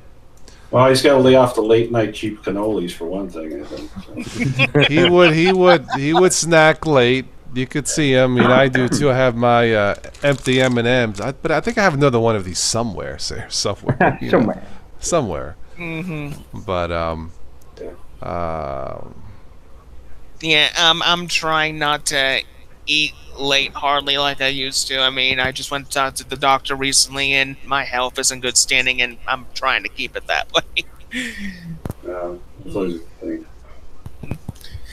But yeah, Tim, if you can hear us, we miss you, buddy. Give us a little shout, man. Even if it's just hello, I'm okay, or something like that. I mean, give us a comment, send us an email, something. Did you see where the Tesla stock fell because apparently the CEO was smoking weed? What? And the stock fell? Oh my god! Oh my gosh! No, he wasn't. I'm not sure why that would affect the car. Or what, the because stock. you got to be high buying it or something? I don't know, but the stock's high. We better sell it. Yeah, I high. can't Yeah, right. believe it. Yeah. I can't believe it. One of the higher ups of Valve is doing. I'm sorry, but if a business person is doing that, fired. Maybe he was stressed out. I don't know. They all do it. You just don't hear about it. It's becoming more and more illegal. So there you go. They can have anything they want. You know, they got the money for it to back it up. Look, Congress is high 24/7. So what's the difference? You know. Well, on our dime. Well, it's not just Congress. There's other places in Washington that are high as a kite. I know. Hello, excellent Torch. Try Windows 10 on 2 GB of RAM. I've tried it, and I don't recommend it. No. It'll run. But now I guarantee you, Linux could run on 2 GB of RAM. Can it run some games? Poker. Mine's running 160 meg. Yeah. Mm-hmm. Yeah, you can run Windows if you tweak it on 2 gig, but it's not recommended. Yeah. No. Yeah. Peppermint would do that just fine. Oh yes. yeah. Yeah. Mm-hmm. Well, that was kind of Windows 10 claim to fame when it first came out. If you remember right, that it could run on older hardware and lighter RAM amounts and stuff like that. But I think as it's evolved and they kept pumping more into it, I think that's quickly changed. Yeah. Hi, Joe. Hi, Dan. Hello. How are you? Doing well. Having problems with my microphones tonight. I don't know what it is. See, what is it with you guys? First it was Dan last week because he had the mute switch on. I had to unplug my USB headset and plug it back in, and it seemed to work then. Joe, you missed the highlight news for the day. The father of Linux, Linux Torvalds, he got on the wrong plane. He went to the wrong city. Yeah, he got confused where a summit, maintainer summit was, and he got on the wrong plane. And so I joked, "Well, that's a major bug there, Linus." You know, but yeah, I guess nobody's. Yeah, the signs weren't written in code. Then is that what it was? Right. He was trying to find ones and zeros at the airport and not actual words. He didn't need the words, you know. But anyway. Yeah. But yeah, I mean he's okay. I guess they're gonna move the summit, the date for like a different time. But he wrote to them, "That's fine, just do it without me." No, you gotta be there. Hello, you know. But yeah. Anyway, that kind of gave me a chuckle too, you know. How do you get on the wrong plane? He got his dates confused or something. I think what may have happened, and this is his dates confused. I don't know, man. Maybe he's got too much code in his head. He's losing his mind. When you buy a ticket, it's like written in stone. You must have bought a ticket for the wrong thing. That's probably what happened. Yeah. Mm-hmm. That or the airport flipped out and didn't notice what he was doing. Right. Or it was a Linux fanboy that was let him on. It was a Windows kiosk. Let's blame it on Yes. No. I think what happened is he made a U-turn to Sicily. That's what happened. Yeah, that's what Uncle Guido calls. He says, "Hey, do you know this freaking guy? Who? Linus? No, I don't, but he's a cool guy, so don't whack him, okay?" You know. He's going to talk a lot of code. Uncle Guido, code. I like code. Just keep it quiet. Code, okay. Anyway, I gotta ask you something. You know, I've got the one machine in the other room. That's the one I was on. It was Peppermint, and it seems like almost daily they've got some pretty huge updates coming through lately. And I noticed some of them were Chrome or Chromium and that sort of thing. And interestingly enough, I have my Chrome and Chromium synced, yet on that machine, it's like when you open it up, it's the tabs windows, like where it'll show the previous pages that I use a lot or whatever. But on that machine, it won't show it, and yet this one it does. On Chromium, so it was right after they did the updates. It really something got goofy on it. So I don't know if it's a bug or not, but I'm going to see if it keeps doing it. And which browser?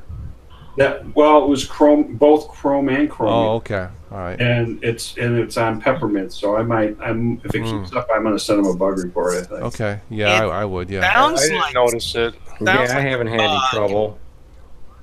What's that, Dan? I've received nothing, and I have mint. Yeah, well, that's what I'm saying.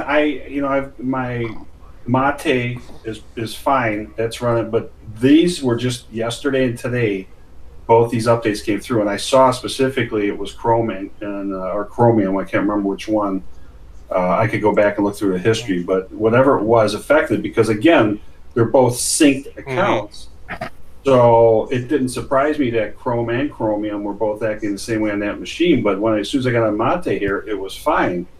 So whether that'll change on here or not, I don't know, because that picks up whatever, So if it doesn't, then I know it's definitely a bug on Peppermint. So because the Chrome update, they went up to Chrome 69. Yeah. Maybe that's what, because Firefox did a big update too. Yeah, they went to 62 on Firefox. Mm-hmm. Yep. Yeah. That's what I'm running. Well, I think what's going on with Peppermint, Joe, is I think when that update went through, I think the update may have been a bugged update, and and I believe it messed up Chrome and Chromium at the exact same time, and that's why they're both not working very well. Yeah, it could be. No, I've got to see someone 69.0.349781. What? That's a serious build number, that is. Yeah. Well, the thing about Google, they love to use their colored building blocks. They must have. All of the employees at Google must have been playing with Legos for years. I used to play with Legos with my boy when he was little. Legos, they're still fun. They really are. I mean, you can build a lot of interesting things with Legos. I mean, castles, a whole bunch of good stuff. I was watching the news the other day. Someone built a car out of Legos. Yeah. A real car. Yeah. They had I had heard that. Wow. Whoever did that is a genius. That's probably more reliable than a Ford. Hey, I've owned 4 Fords. I've been very lucky. Well, you better watch the recall. Ford is recalling a bunch of trucks because the seatbelt may catch fire. Yeah, seriously. The seatbelt may catch fire. How can a seatbelt... Oh, leave it to an American company with the talent for the possibility to have your seatbelt catch fire. I think it was the tensioner. The way they explained it on the radio is if you get in an accident, the retractor in the seatbelt sets off some sparks, and there's gases that build up in a pocket in the frame of the body of the truck in a compartment, and those fumes or whatever ignite, and then poof, you got fire. Hey, those Fords are hot cars. Yes, they are. They're all burning. Yeah. Yeah. That's because all the plastics in them, and plastic gases off. And I'm not saying that jokingly. I'm saying it's serious. Gas off. I would have thought it would have been something with the electronics in the buckle system. I didn't read the story. I saw that they did a recall on them, but because there is, like everything else, everything's run with computer or whatever, but that kind of, in one breath, it surprised me, and then it doesn't. I guess the concept of it, but that tells you something about the materials being used. Then the way that was explained, it was like a certain condition had to happen in order to get that flame to go. But there's like 28 trucks that have done that. But they tell you even when you go to a gas pump, to make sure you're touching the body of your vehicle before you even touch the pumps, because the static electricity that goes in these vehicles nowadays. There's been a lot of spontaneous fires caught that way too. So, anyway, but you're right, Carmine. That really is a hot topic, isn't it? Yeah. Yeah. Well, it was GM with all the ignition switches for years. I believe that's a good Tom on Fire topic for you. When they emerged out of bankruptcy back in 09 or 010, they started building the Chevrolet Cruze, right? And search it on YouTube, but a lady, mother or grandma, whatever, had the kids in the back. She's driving on the highway, and her steering wheel literally fell off, came off. Oh my God! It's true. Now, thank God she was able to drive it or something. It just came off. There was actually a recall on Ford Fusions this past year or so for the same thing. Yeah. That they could actually come off. Yeah. All I can tell you, I don't hear these stories with Honda and Toyota. You just don't. Well, and they have recalls, but it's. Yeah, it's different. But see, today's world, because of all the stuff that's happened, they're recall crazy now. Which I guess to some extent that's a good. I've had 5 recalls on my 4-year-old truck. Okay. You know, and it has. They says, oh, it's not. It's mostly software. I said, no, it isn't. I said I've had to have my whole liner and all the interior trim taken apart to be able to check the side airbags, the curtain bags, because they said some of them might be put in twisted and they need patches. And then there was another one where it could be chafing with some wiring or whatever. So, you know, but I think they're preempting a lot of possible stuff. And matter of fact, the airbag thing, I asked them, I said, was there any cases of an actual incident? And they said, no. I said, well, was it just testing or whatever? They said, well, in theory, yes. So I think a lot of them are running a little bit nervous now with this. All I know is when I had my Toyota, I would get postcards in the mail. We'll give you top dollar for your trade. Come on down to blah, blah, blah. We'll give you this and that for your car. Yeah. So I traded it in for a Buick. Crickets. Nothing. I'm still hearing nothing. Yeah. So what does that tell you? You know. When I was in Orlando a couple of weeks ago, I drove a Toyota Corolla. Okay. Never would buy one. It was horrible. Well, that was the cheaper. Yeah. Now you need to go at least Camry or the next one above that. Yeah, Corollas are there. Yeah, I wouldn't buy a Corolla now. They're small, good on gas, they're reliable, but they're not built for comfort. No. You want to go Camry? What's the one above the Camry? I can't think of it now. My cousin got one. One of my cousins got one. Toyota Avalon. That's it. Beautiful car. Yeah. Yeah. My Ford Escape's going to be 10 years old at the end of the month. And wow. I just love that car. I was looking up car memes. Ford found on road dead. Yeah. Fix and repair daily. That's an old one. Yeah. There's a whole bunch. Me and my son were talking about it the other day because he's into cars. Oh, I used to be a Ford mechanic, and I worked at 4 different Ford dealers before I switched into something easier. Yeah, fix or repair daily. Education is important, but race cars are importanter. Hey, Colin. Hi, guys. Hi, Colin. Hey, Colin. Oh, God. There he is. Hey, I really liked your virtual box video. I actually got my swap folder to work. Oh, okay, yeah. Nice. Yeah, you're the first video I had that actually had the goods to get it to work right. Yeah, there was a lot of issues with Linux to Linux when it comes to VirtualBox, and it was one thing I really wanted to let people know about. Yeah. Let me share this screen here. You guys are going to get a chuckle out of this. Look to the left. 55, 40. Ford's do the best you can. I'll tell you, my wife's got a 2013 Ford Escape, and with the Eco 4 in it. When we went to Louisville driving it, you know, it was like smooth. Really? Also, I catch her looking over at I'm like over 85 miles an hour, and I'm not even thinking of going that fast. Wow. Okay. You know. Okay. So I'm going to defend my Fords a little bit. Okay. If it works, great. Great. Yeah. Well, I've always had Fords up until this Ram, to be honest with you. So I can't rip on them too bad. And actually, I've seriously been considering looking at them again. And then I saw the recall. Yeah, I know. Let's see. Switch should be ending about now. I don't know. Unless he's on fire still. Yeah. He's running around looking for a fire extinguisher. He must be using that CO2 canister again. Yeah, I know. He probably had one of his cats play over. Yeah. Gas, you know. I didn't finish watching the video, but what was that slat talk? What was that? I didn't catch that one. I didn't catch it. He wasn't like going to tell anybody until later on or something. Okay. I have to tell you, Carmen, I was very, very torn to have to leave your stream last week to go over to Biddle. It's just, it's I hadn't. Oh, that's okay, not before, a problem. No, it's just, you had, especially with I hadn't seen Matt in ages. Yeah. It was nice to see his battery and stuff, but I didn't want you to feel like all of a sudden I'm bailing. Not a problem. No, he has. They talk primarily Linux, a few jokes. I like to mix it in on my stream. No, that's perfectly fine.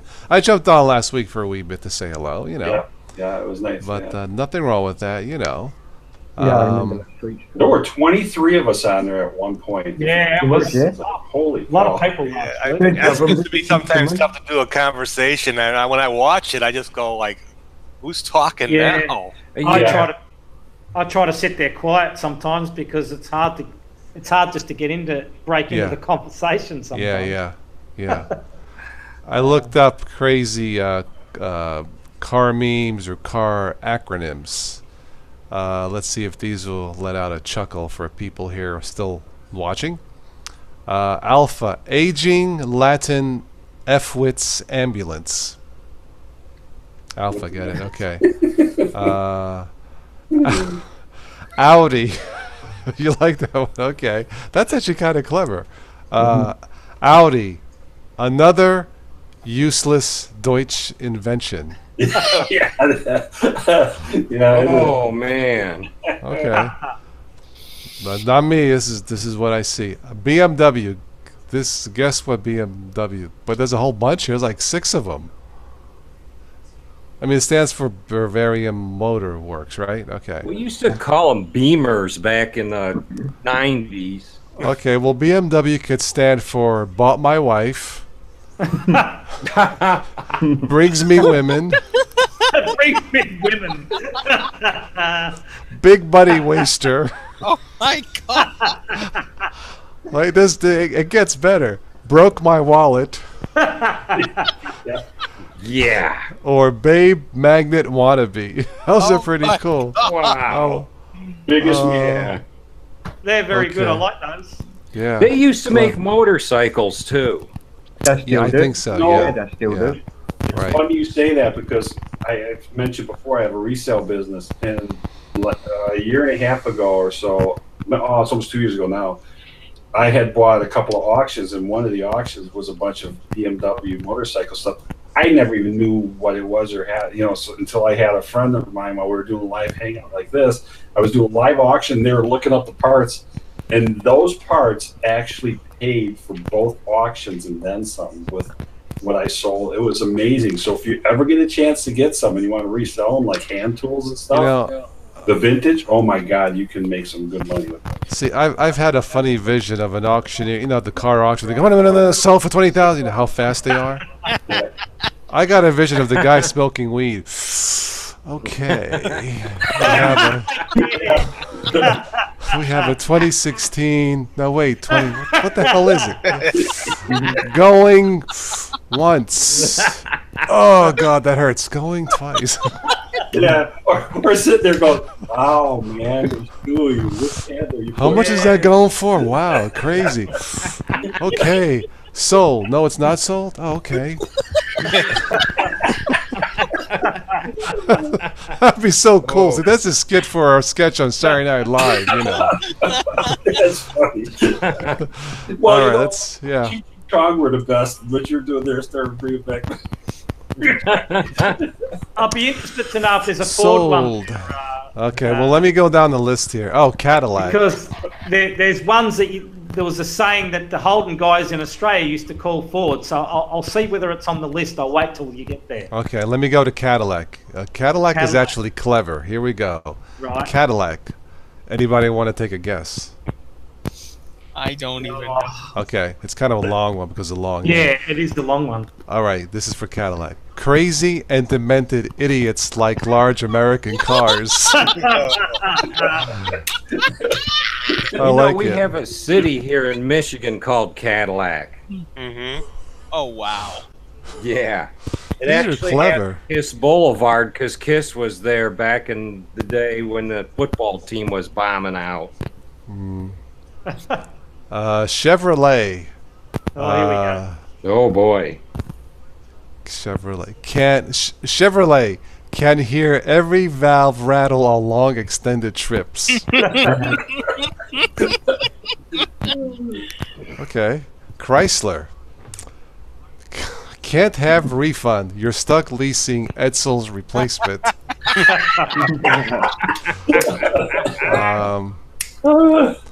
Okay, Dodge. Of course, we know dead on day guarantee expires. Okay.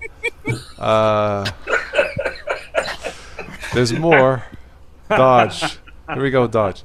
And by the way, car manufacturers, if you still want to sponsor me, I'll change. Don't worry about it. No, but, that also goes for Black and Decker. Yes, the black, especially Black and but Black. I've had no problems with Black and Decker. All right, Dodge. Drips oil, drops grease everywhere. That should be a GM one. Yeah. Oh, there's more. Dad's old dead garage experiment. Dodge. Oh my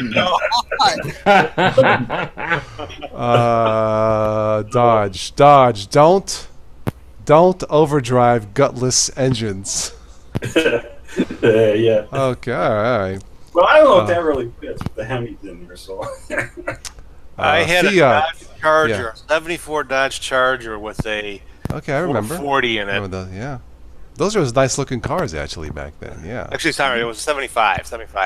Oh yeah, it's sunroof and silver with the black vinyl top. They had a 1970 something black Dodge Charger in the TV series Burn Notice that was slick. If you guys watch Burn Notice, really nice, solid black, beautiful. All right, Fiat. Fix it again, Tony. There's more. Fiat. Failed Italian automotive technology. Wow. That's deep. Let's see here. Or feeble Italian attempt at transportation. Oh my God. Oh no. Let's see here. Ford. This has a lot. Fix or repair daily. That's an old one. Okay. All right. Fast only rolling downhill. Fails on race day. Found on road dead. That's an old one. Funding our retirement daily from a mechanic's point of view. Let's see here. Oh, this is backwards. Driver returning on foot. Ford spelled backwards. Okay, that's good. Honda. I guess we got to pick on the Japs. Okay. Honda had one, never did again. Okay. That's straight up. I kind of like this one though. Honda. Happy owners never drive anything else. That's cool. Okay. I think that fits you perfectly, Carmine. Thank you. No, I have nothing but good things to say about Honda. All their products, right down to their small engine gas. Lawnmowers, air compressors, you name it. Work. They just work. Take a good beating. Yeah. I have a friend that would beg to differ, though. They parked in their garage with their brand new one and walked in the house, and 10 minutes later realized their house was on fire because the car. Holy cow! Oh my! I mean, that could happen to any of them, but you know. Oh, okay. That would scare the heck out of you. Yeah, really. Yeah. That's Ford not funny. had a problem about 20 years ago with their new catalytic converters on their trucks burning houses down. Yeah. Hyundai. They've gotten better over the years, actually. Okay. Oh, I have. I had a first one. God. Yeah, I know. Okay. Hyundai. Hope you understand nothing's drivable and inexpensive. Hyundai. Hang your underwear anywhere inside. Oh boy. Isuzu still around? Isuzu? Well, I wonder who came up with that one. I haven't seen any on the roads around here. Well, Isuzu stands for it sucks unless zero used. Okay, let's see here. Jaguar. Junk always going under at repair shop. Okay. Yeah, all right. Let's see here. Jeep. Junk engineering executed poorly. Or just enough engine power. Hey, Carmine, I think the first one for Jeep, that definitely represents Microsoft so well. Okay. Yeah, but the engine power one doesn't fit anymore because they put the Hellcat engine in them too. That's true. Yeah. That's true. But not for a Jeep, right? I don't think for a Jeep. It's for the new Charger. No, the Jeep. Oh, the Jeep. Oh. Okay. All right. Fair enough. You need 700 horsepower. Well, these are still funny. Okay. Fly over the hills. Yeah. Mud swamping. I'll tell you one thing. If Spachi was here, this would go to a whole nother level. It would. Kia. These are easy. Anybody want to give it a shot? Kia.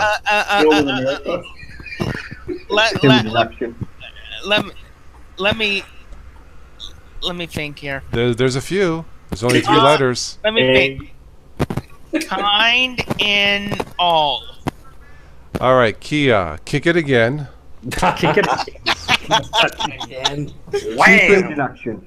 Kia, keep it away. Or kill it anyway. Or kicked it. Yeah, kicked it. Yep. Kick it. Yeah. Okay. Yeah.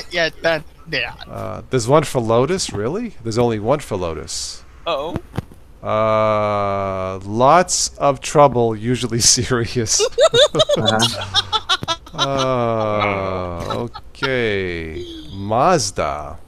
Oh no. Let's see. Mostly always zipping dangerously along.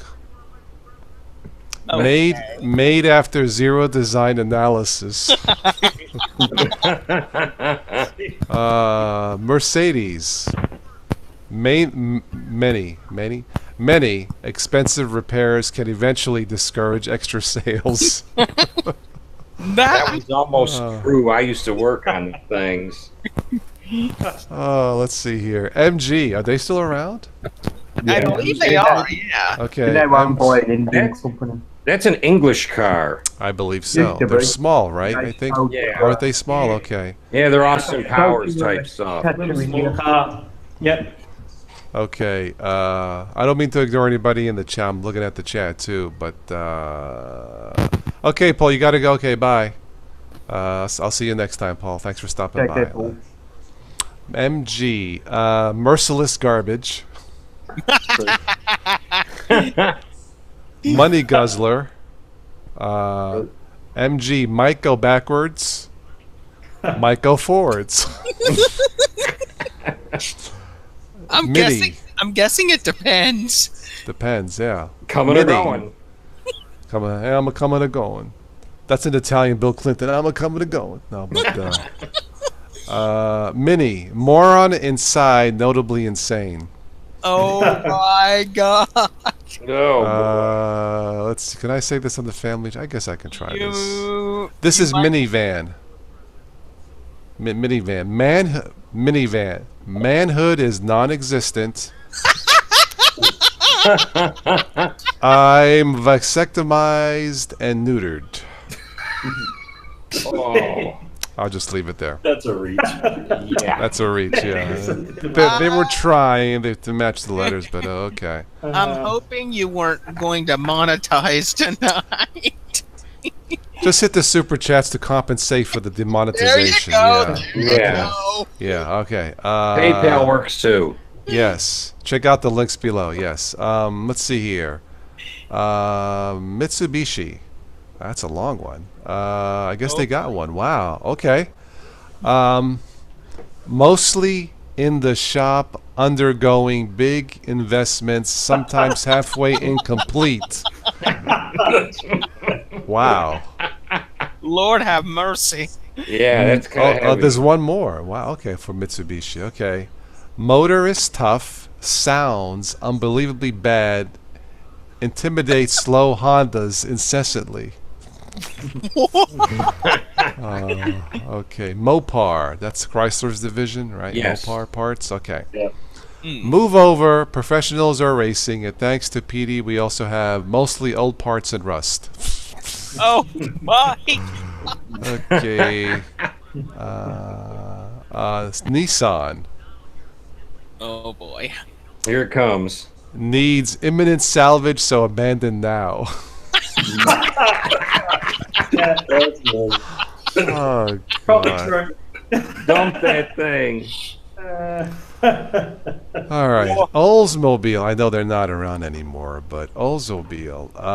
Let's see here. Oldsmobile, if I'm correct, Carmine, that's an old brand, isn't it? They stopped making them in 2004, I think. Bankruptcy. They had to dump them along with Hummer and a bunch of others. Pontiac. My Lord. Saturn. Pontiac has a good one, but I'll wait. I just read. That's good. I would say save the bat one for last. The Pontiac. Anyway, where was I? Oldsmobile. Old ladies driving slowly, make others behind, infuriatingly late every day. Okay, it sounds about true. Or there's one more, really. Old ladies drive slow, mostly off bridges into Lake Erie. That's a stretch. Okay, all right. Okay. Is that a thing?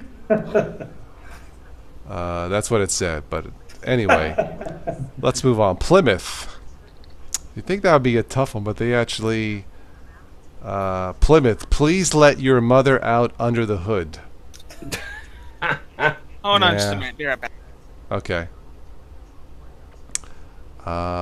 Is Toyota in here? It is. Okay, we'll get to that. Okay, where are we here? Okay, Pontiac. People...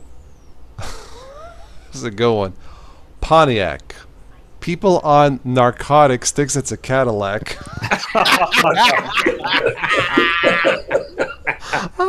Oh, boy. It's those freaking loads, man. You're taking too many loads, man. That's a good one. Porsche. This actually makes sense. Porsche. Proof of rich, spoiled children having everything. I like that. That I believe that's true. Okay, Saab. You would think for Saab, there's actually quite a few. I was like 4 of these, 5 of these. Okay, Saab. Saab, send another automobile back. Wow. Swedish automobiles always break down. There's one for you, Matthias. Start adding additional brake fluid. Sad attempt at beauty. That's true. Saab, still ain't a Beamer. What? Or Saab, slow as a Buick. Subaru. Subarus are actually very reliable, but this is funny. Yeah, Subaru. Screwed up beyond all repair usually. Oh, that's a good one. Okay, here's one here for SUV. It's not a brand, it's a name, but SUV. Selfish, useless vehicles. Or stupid, ugly, and vain. Oh Okay. my. Suzuki. Wow. Suzuki. Space usually 0 unless kids inside. Oh, jeez. They made great dirt bikes too. Oh yeah. Okay. Well, we're to Toyota, arguably the most popular brand in the world. Well, one of two. It's either yeah. it's either Toyota or it's GM. Okay, Toyota. Taking our yen out through Australia. Here you go, Colin. Toyota. Yes, they definitely thought of me. Yeah.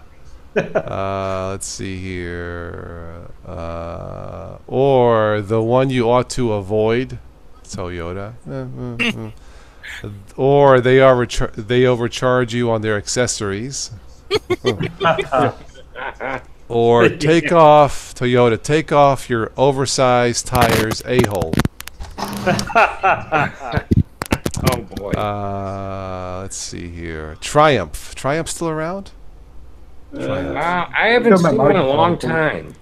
Okay. There's still my motorcycles over here. Okay, let's see what this says. Triumph. This really is unreliable, man. Please help. Wow.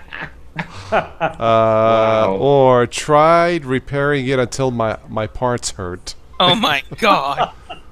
A couple more. Volvo. How can you pick on Volvo's Volvo? still around. Yeah, they're They good. make actually. trucks too. It'd have to be something to do about the lights being on, is it? Their biggest division is tractor trailers. Well, let's see here. Your, Volvo. your Volvos over there have the lights on as soon as the car's on? Because they do in Australia. Daytime running Doing in UK lamps. as well. Yeah, always the lights are on. Yeah, the cars right. here, all the new ones are like that as Yeah, well. pretty much. Yeah. Let's see. Volvo. Very odd-looking vehicular object. Good one. Yep, Yeah. absolutely. Or very old lazy vehicle owner. Let's see. VW. Very weird. Virtually worthless. Well, since they got caught with that scandal faking out the emissions, they almost went bankrupt, but I guess they're coming back. They did, yeah. Let's see. The last one is Volkswagen. I guess it would be with the V. Okay. Volkswagen. That's a long one. Here we go.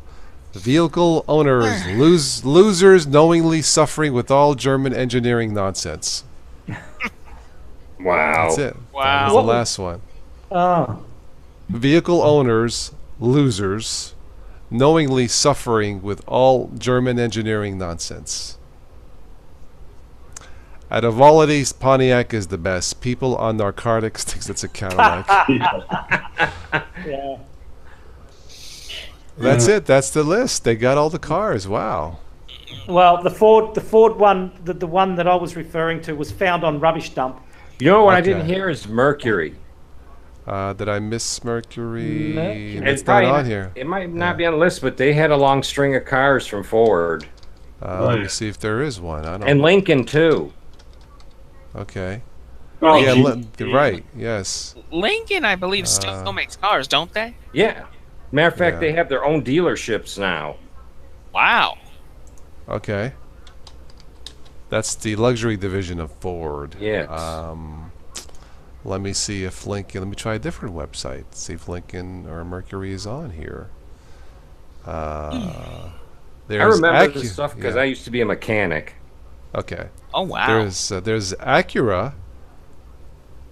All customers undergo repair anxiety. Know that feeling. Alfa Romeo. I've heard of them. All loosely fitted accessories remain on motorway, enraging others. Oh boy.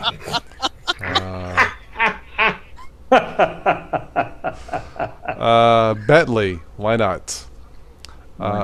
British excess needs to leave everywhere yesterday. Wow. More BMW.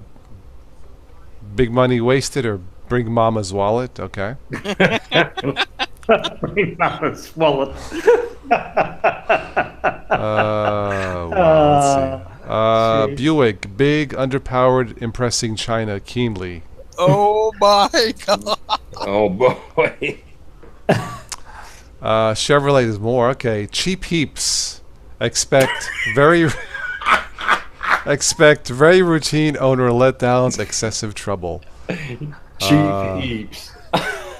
Welcome Linux Dabbler in the chat. We're just doing some funny stuff now, not Linux, but welcome. Mil Utic, hi. If I'm missing anybody in the chat, sorry. Alright, let's see here. Chrysler can hear revs, yet sense little engine reaction. Wow. Let's see here. Citroën. Are they still around? That's French. Citroën? Citroën? I believe it's French, yes. Okay. Crap interior, terrible road holding, owned entirely by nutters. Wow, what an insult. I know. More Dodge. Doddering old dudes get excited. Ferrari. Fragile, expensive rides repel all reasonable individuals. Wow. Wow. Okay. GMC. Great. More crap. Yeah. Let's see here. Honda has only normal dull attributes. Had one, never did again. That's a good one. Hummer. I was waiting for you to get to that.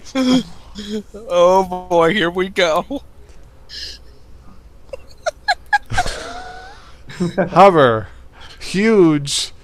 Usually male member enlarger replacement. It's clever. Hyundai. This is clever. Hope you understand. No dependable autos included. Oh my god. That one is kind of clever. Let's see. Jaguar. Just another gearbox under annual repair. Okay. Or Jesus. Another ghastly, unbelievably annoying repair. Okay. Kia. Korean idiot's attempt. Let's see. Land Rover. Lame Americans need dumb, really oversized vehicles. England realized. I like that one. Lexus. They're gonna pick on Lexus. Okay. Luxury equipment Xeroxed used seldom. Oh boy. Okay, Lincoln. Oh, now we're. This is actually clever. Lincoln. Luxury is now cheesy on latest navigators. That is clever. That's true. Lotus. Lightness out, tubbiness, ubiquitous, sadly. Wow. Maserati, really? Maserati? Let's see. No. Oh no, we're getting into fast stuff. This is cool. Mechanically adept souls expect repairs all times indefinitely. That's Okay. a cheap stab at a good car. Yeah, Just really. wait till you get to the other fast cars. You'll be surprised. Mercedes-Benz. Wow. Oh. All right. Mechanical engineers regret choices, especially designing expensive stuff, but executives need zillions. We have one for Mercury. There we go. All right, there's only one. Massive engines run curiously underpowered rolling yawn barges. What?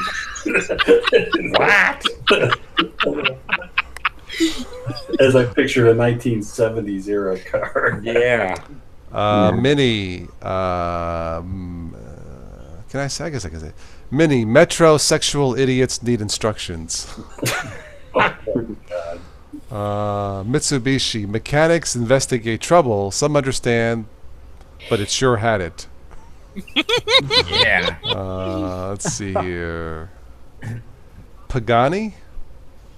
I've never heard of that brand before.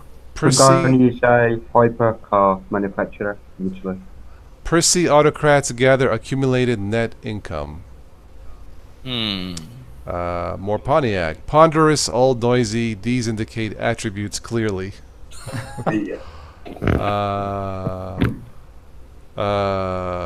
Porsche.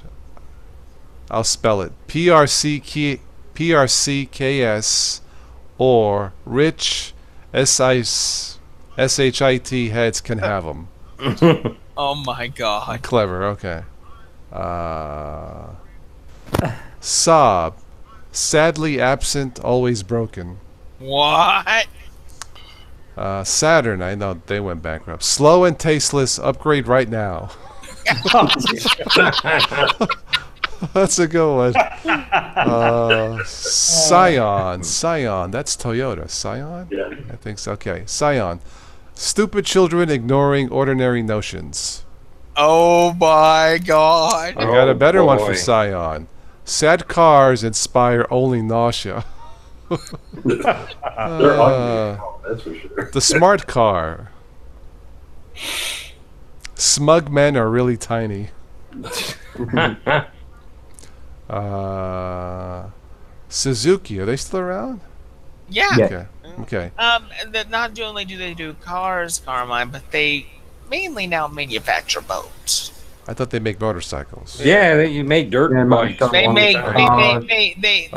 They're doing a whole bunch of stuff: cars, boats, motorcycles. They pretty much do it all. Yeah, what you don't see much anymore of is Kawasaki.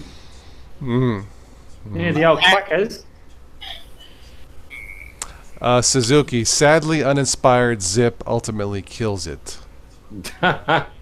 You know, every time I hear that name, I think of, do you remember the movie Cannonball Run? Yeah. Yeah. One, I can't remember which one it was. It was one of the first ones, and there was this Japanese guy in his car, and he had, like, I don't know if it was jet power. All you heard was, he was like a stealth. It was going, and it looked like one of these little, what do you call them? Rice burners. To be polite. Sorry. Oh my God, that was a funny movie. That was Jackie Chan. It was Jackie. Okay. Oh yeah. Well, yeah, he was. Yeah, he was one of the guys. Now that you mentioned that, yep. Yeah. Okay, this is one for Tesla. This actually makes sense. Technology excesses seem lame, actually. That's true. That's true. Toyota, totally ordinary yawn optimizing tedious autos. Volkswagen, very ordinary looking Krautwagen saddled with apathetic German engineering now. Wow. And finally, Volvo. Oh no. A Volvo again. Here we go. Violation of law, vehicular obesity. Oh God. Is there any more? I think that was the last one. I think that's the last one. Yeah. You know, Volvo spelled backwards is Avlov. Yeah, we used to joke about it at the garage when I worked at a foreign car garage. Okay. I don't know if you've heard, Carmine, but Burt Reynolds passed away recently. Yeah, he did. Yeah, that kind of made me cry a little he bit. had the good movies, of course, Deliverance, The Longest Yard, Smokey and the Bandit. He had the TV series Evening Shade that was good. No, he had some good stuff, so it's a shame. Yeah. You know, Volvo could stand for another one, not to jump back again. Yeah, go ahead, yeah. Before I forget, visit our lame, oh God, now I forgot it, vehicle operation. There we go. There you go. Yeah, Burt Reynolds was timeless and classic in his own way. And he played Cannonball Run too, by the way. Every week we're losing somebody. Yeah. Last week it was Senator Kane and McCain and Aretha Franklin. Yeah. And I live near Detroit, so that's all. It was on all the TV and radio stations. Who else did you say besides McCain? Aretha Franklin. Oh yeah. Yeah, that's right. Yeah, she passed away too. Yeah. I think we're all at that age where the people that we are used to seeing on TV and the big screen are getting old, aren't they? The reality. Yeah, even musicians, record artists. You can't go a week without losing one. I know. There was another one for Chevy, by the way. Can't have everything valuable, you know? Or GM, generally mediocre. Okay. Generally mediocre. Generally, yeah. Let's see here. I have a Chevy truck, man. It's cheap stabs at it. BMW, bowel movement motors. Yes, and that car uses the crap chat to sync. Yeah. We had a saying about IBM, International Bowel Movement. There we go. Let's see here. That's just on the crap. Let me search more useless Android apps, since we're going to be on that topic for a little bit. Let's see. Round two of useless Android apps. Round 2. Ding, ding, Let's ding. see what we have here. 25 useless apps. Only 25? Are there any useless Apple apps? Ooh. Yeah, the ones Apple give you when they update your phone. Yeah, really. Yeah. Yeah. Let's see. There's a pointless button app for Android. Yeah, what's that do? You just press you a button. punched a button and it does nothing. That sounds pointless. That's like a placebo button, right? It's pointless. There's the iBeer for Android, a simulation of a beer can that empties itself as you tilt it. Here's the thing: if I want a beer, I'll just go grab one outside. Yeah, really. That might be good for lunchtime at work. Yeah. Well, if you're on a diet, you can just pretend to drink it. There you go. Oh, that's There's the anti-mosquito app. Oh, how does that work, Toss?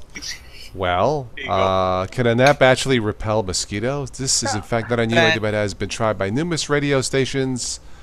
It is completely nonsense. That's what it says. Okay. Let's see what else we have here. A kitchen scale. Like, I'm gonna need a kitchen scale. And break the phone. How much do I weigh? Crack. Yeah. How does that work? That's the thing. You crack your phone and it doesn't work, right? Yeah. Now add 2 pounds of pasta to the recipe.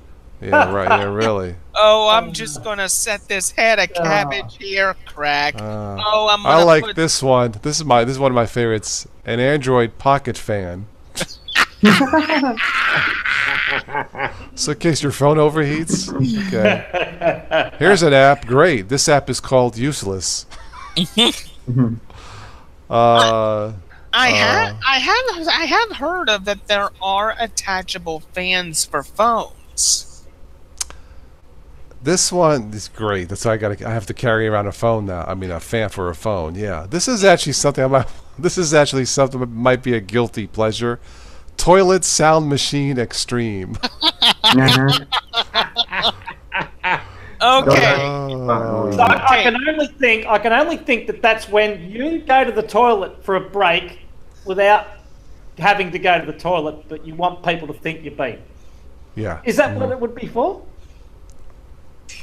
I'm not going to click and go there now, but I'm about to check it out one of these days. All I gotta say is first. I'll have a full report Sunday. Yes. Okay. all I gotta say is first the poop app and now this. I know. This app is called Cow Toss. Cow Toss. Not in toss meal as in TOSS. Yeah, right. The app just lets you toss a virtual cow as far as you can and displays the score. All I'm gonna say is, what point is there? Do they score in moos? I don't know. What's this here? A dog screen cleaner. No. The dogs choose the dogs that apparently clean your screen by licking it. No. Oh my God. That is. I kind of like this one. This app, iFrenchKiss. Do you need lessons in kissing? I don't, but. Oh my goodness gracious! The app will. I know the app will rate your kissing technique. Oh God. I can just see the screen now. I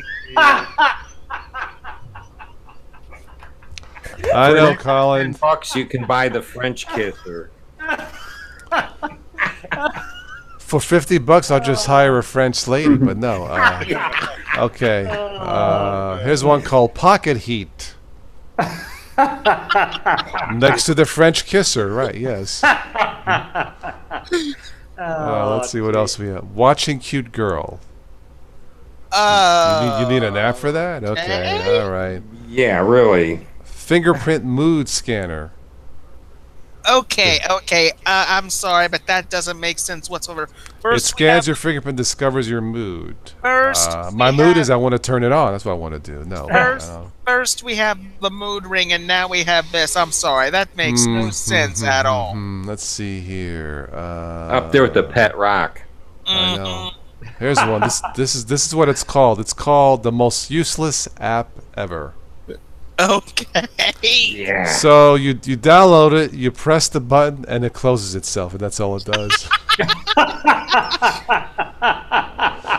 It's a big red button that says press, and it goes away.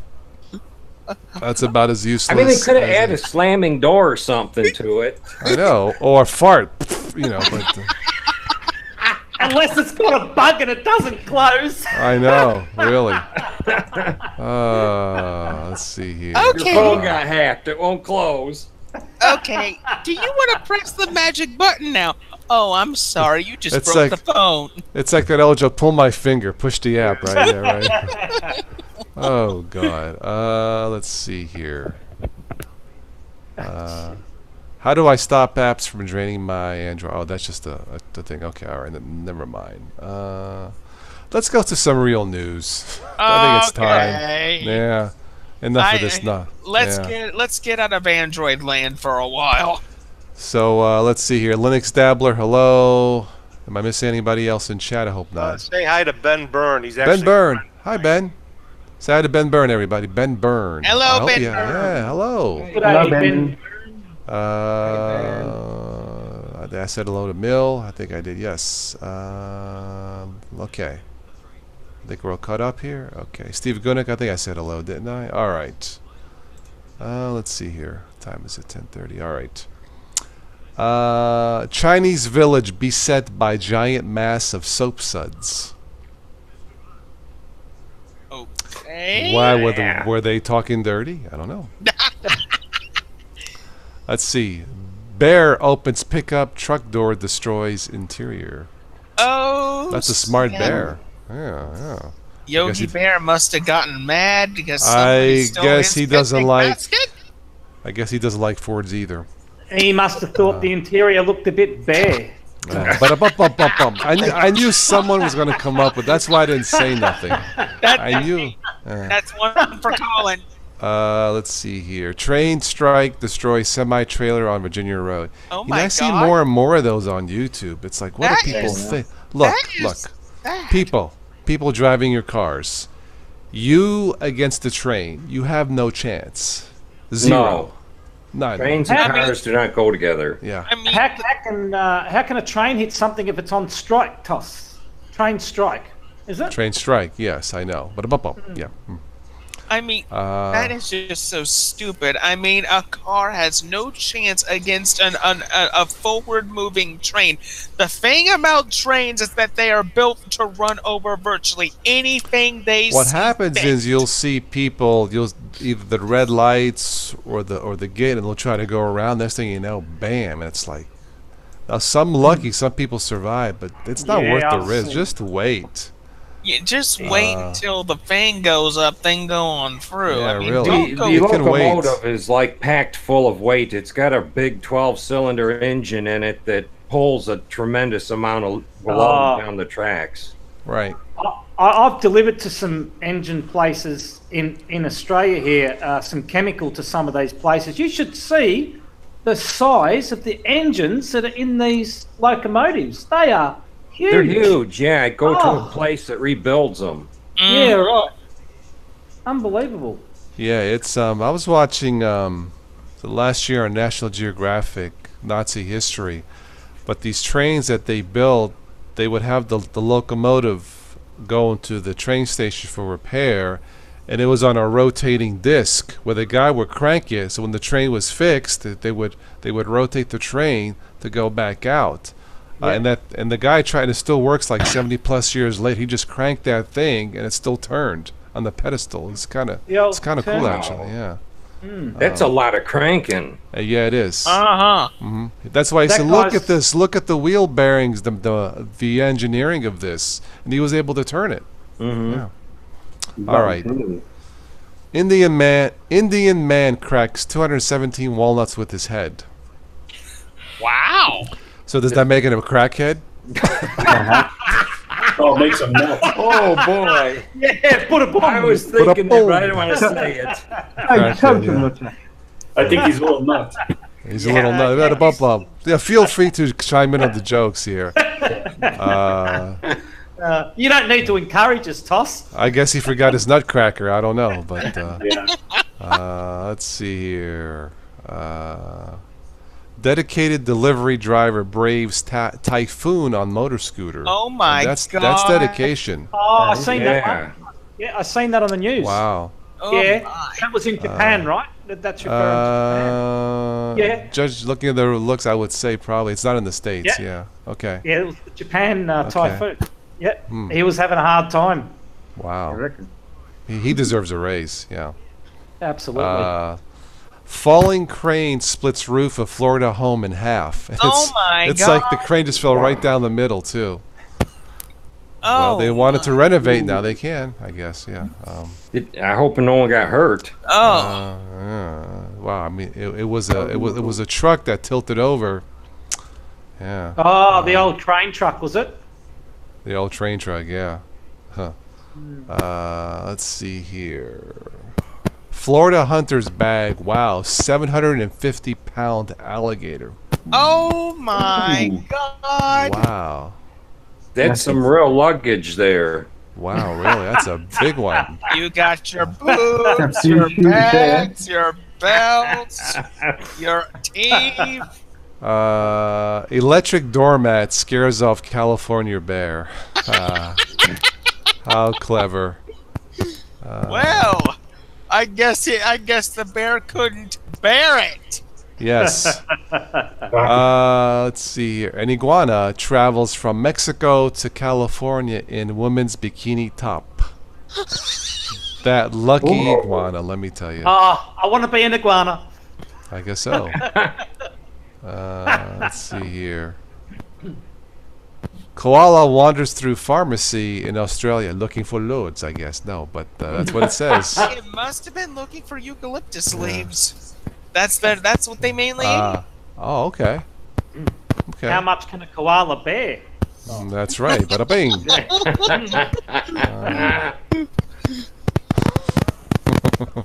I think I mentioned this last week. A shoe store burglar steals several right foot shoes. Oh boy! I'm guessing the burglar took a left turn. Yes, right. Yeah. Bada bing, bada boom. Let's see here. New Jersey teen lands massive 66-pound mahi mahi. What? What's a mahi mahi? What That's is a that? fish. It's a form of fish. Yeah, It's a fish? I believe so. Yeah. I guess that was a big one. London Underground train ran with doors open. Oh. I guess for the nice breeze to my come in. I don't know. The train doors used to be open all the time when I was younger. Yeah. I guess those doors were trained to be open. Alright, we're chugging along. Let's see here. I'm getting static from somebody. I am getting a lot of static in mine. I'm looking at mine. Me.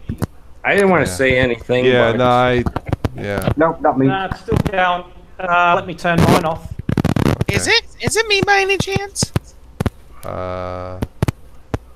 Mute you. Yeah. Mute, let me see. I see a green bar when it happens on Ricky. Now it stopped. Yes. Okay, now it stopped. So was it me? No. You're Oh, fine. okay. Okay. It wasn't me, was it? It's not me, is No. it? No. I can't hear my own mic, so I know if you can hear, if it's coming through your Now mic. I hear it. I hear it again. It's weird. I just muted. Okay. I'm gonna mute too. I'm gonna mute as well. Still there. Now it's gone. Now it's gone. So mine's back on. Okay, now it's back. Thank you for calling Linux Tech Support. How may I direct your call? Is it you, Ricky? Alright, Ricky, and your $5 mic. I'm not sure what's going on here. Let me look at my settings. Hold on. Okay, now it's gone. Okay. Let me just play with the settings for a. It's gone. It's gone now, so okay. No, It's it sounds like It's something gone. rubbing up against the mic or something like that, doesn't it? Almost, It's not, yeah. It wouldn't be settings. Yeah. I don't think it'd be settings. Yeah. I More think. of an electrical connection. Let me. Here's an idea. I'm just gonna move the mic away a little bit. Maybe that might fix the problem. Try rubbing on your beard. Yeah. Seriously. It sounds like static you get in a landline. Yes. Is it good now? The static is there. Sort of still there. What is going on? No, it's a cord. It's your cord. Try unplugging and plugging it back in. Anything? That's bad. Yeah. Now it's gone. Now it's back. Oh my god. What is going on with the cord? I mean, I literally just got the mic in today. I believe you. Rick, if you got some Audacity, you can load that up and monitor it. You'll see the preference. Oh, that is his cable.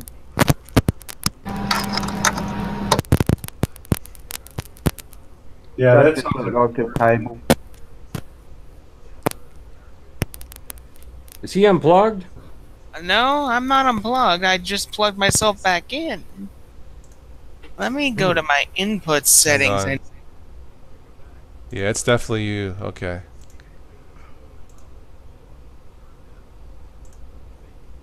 Yeah, it's you. I just muted you. As I'm crunching on a toasted bagel here. So, it was the bagel. The bagel. Let me get out of this here. Hang on. what about now? Better. Better? Yeah, it's better. Yep. Yeah, better. Okay. Don't move around.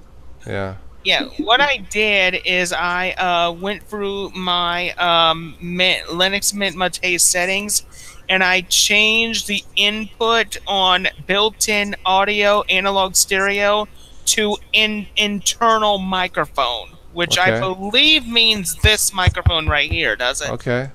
Not necessarily. But it works. It works. So. Okay. Yeah. Pulse audio is a tough beast to master. Yeah. Yeah. Oh, this will do for now. Okay. If I have to get another microphone, oh well. It's working. It's working now. Okay. All right. Okay. See, I've noticed something lately, TOS with Linux Mint is every time I turn on my computer, I've got to change it back to my headphones. Now the headphones are always plugged in. It does. I've noticed that with Linux, it won't say. Yeah, I don't know exactly. Never used to do that. What kind of headphones are you using? Are you using analog headphones or USB headphones? Just a 3.5 pin. That's what I'm using. Yeah. I have noticed with Linux, generally speaking, Colin, that USB headsets seem to have less issue than the two, pin type. With Linux, not so much Windows for whatever reason. Because I got my Logitech to the right has USB. That's why I used that one when Stephanie came on to avoid any possible issues that night.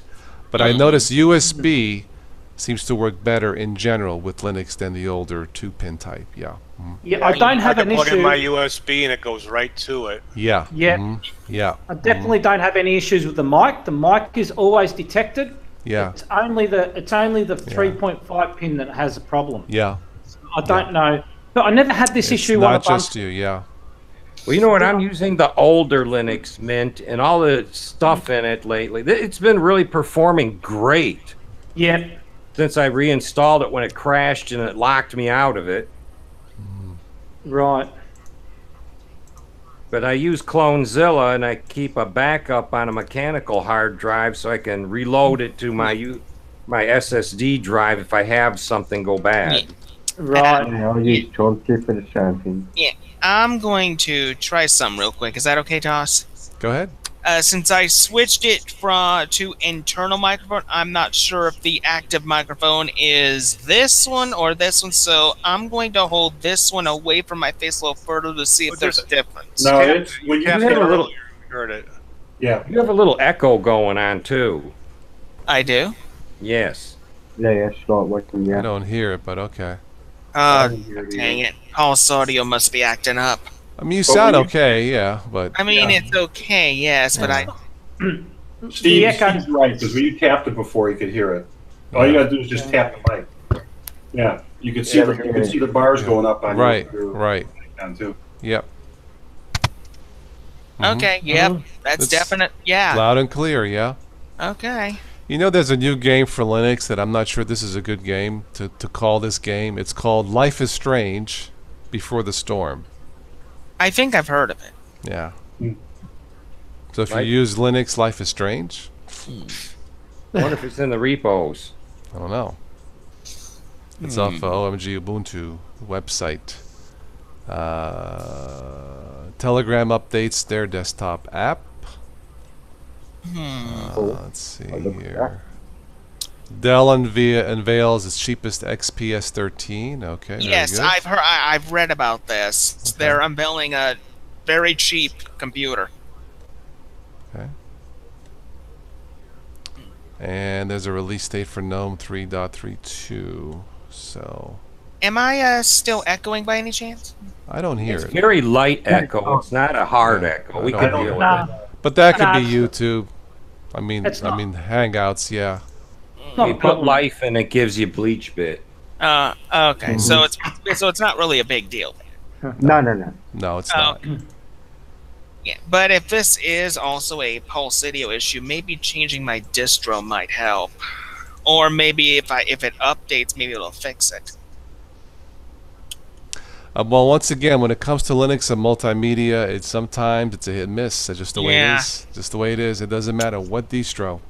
Yeah. You know, I don't know about Chromebooks. I haven't tested a pure Linux machine, but yeah, it does depend on the sound chip a lot. Exactly. If you got HDI or Intel audio, you normally set. Yeah. But if you got anything else, I think whatever, then it is a bit of a. I think what I'm going to most likely end up doing is getting a USB headset and have that as a backup in case this one decides to just go downhill. Oh, that's not USB? No, this is wire in. Okay. All right. It's pretty much got a headphone jack at the end of it. Okay. All right.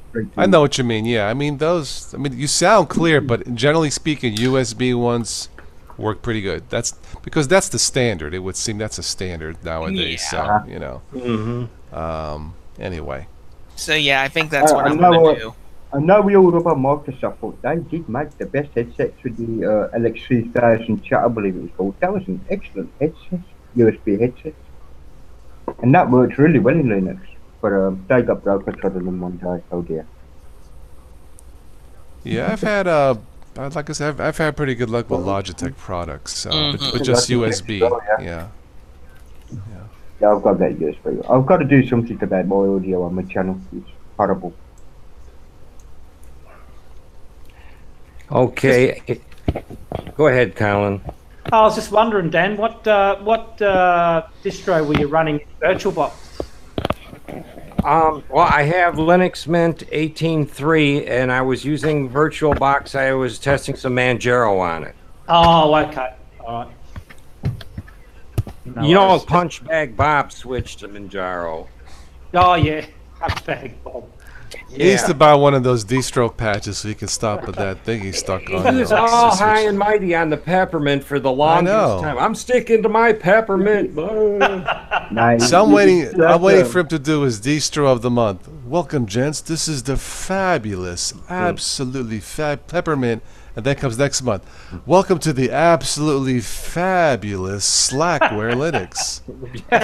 And then comes the next month. My absolutely just downloaded this fresh, juicy ABC Linux. Then the next month comes and it's something else. So it's like, okay. I'm done with Linux, and we're gonna do Windows. I know. Yeah, speaking of ABC Linux, I mean, we really could benefit from an actual Linux desktop standard. I think Google's cooking something up. The time has come. I mean, I know they're hard at work on Fuchsia OS, but I think aside from Fuchsia, since I know for a fact Fuchsia is not the Linux system that they're going to use, I think there's something else going on. I mean, for all we know, we could be getting a desktop version of Android, which would be nice. I mean, Android has been very successful on phones. Why not on desktops? Well, you've got one already. It's GNOME. I mean, that's as close to Android as you'll get. True. Yeah. I've been saying for years, man. It's time. GNOME Gen 2. Mm-hmm. You know, So, you know, pick a distro, pick a package, manageable. We'll go Debian. It's pretty. It's it's been out a long time for like packages, I would guess. You know, give the desktop a slick name. I don't know what you would call it, but give it a $400 price point. That's the sweet spot. Yeah. I think it would sell, and it really works out of the box. Yeah. $400. I mean, if you have to go 500, 500 is still okay. Yeah. A machine that as long as updates like that, boots up like that. Yeah. As long as it's not 600 or higher, because if it goes 600 or higher, then that's just... Well, I think that you're going into gaming rig territory for Linux. Between 600,000, that's a gaming rig. And the thing about Linux is it's not meant for gaming. It's meant for development and server production. But a Linux machine with the proper drivers and hardware can do game fine. Oh, yes. Oh, absolutely. And it just has to be built for that, right? And with the thing, Valve's cooking up with Steam. I mean, I'm not saying Proton is perfect, but I think we all can agree on that this is a step in the right direction. Yes, I agree. That could be much bigger. Well, Proton slapped into 1,000 games on their account apparently not long ago. So it literally doubled the Linux gaming overnight. Absolutely, yeah. I'll give you my thoughts on this, TOS, because I have thought about this a lot. But you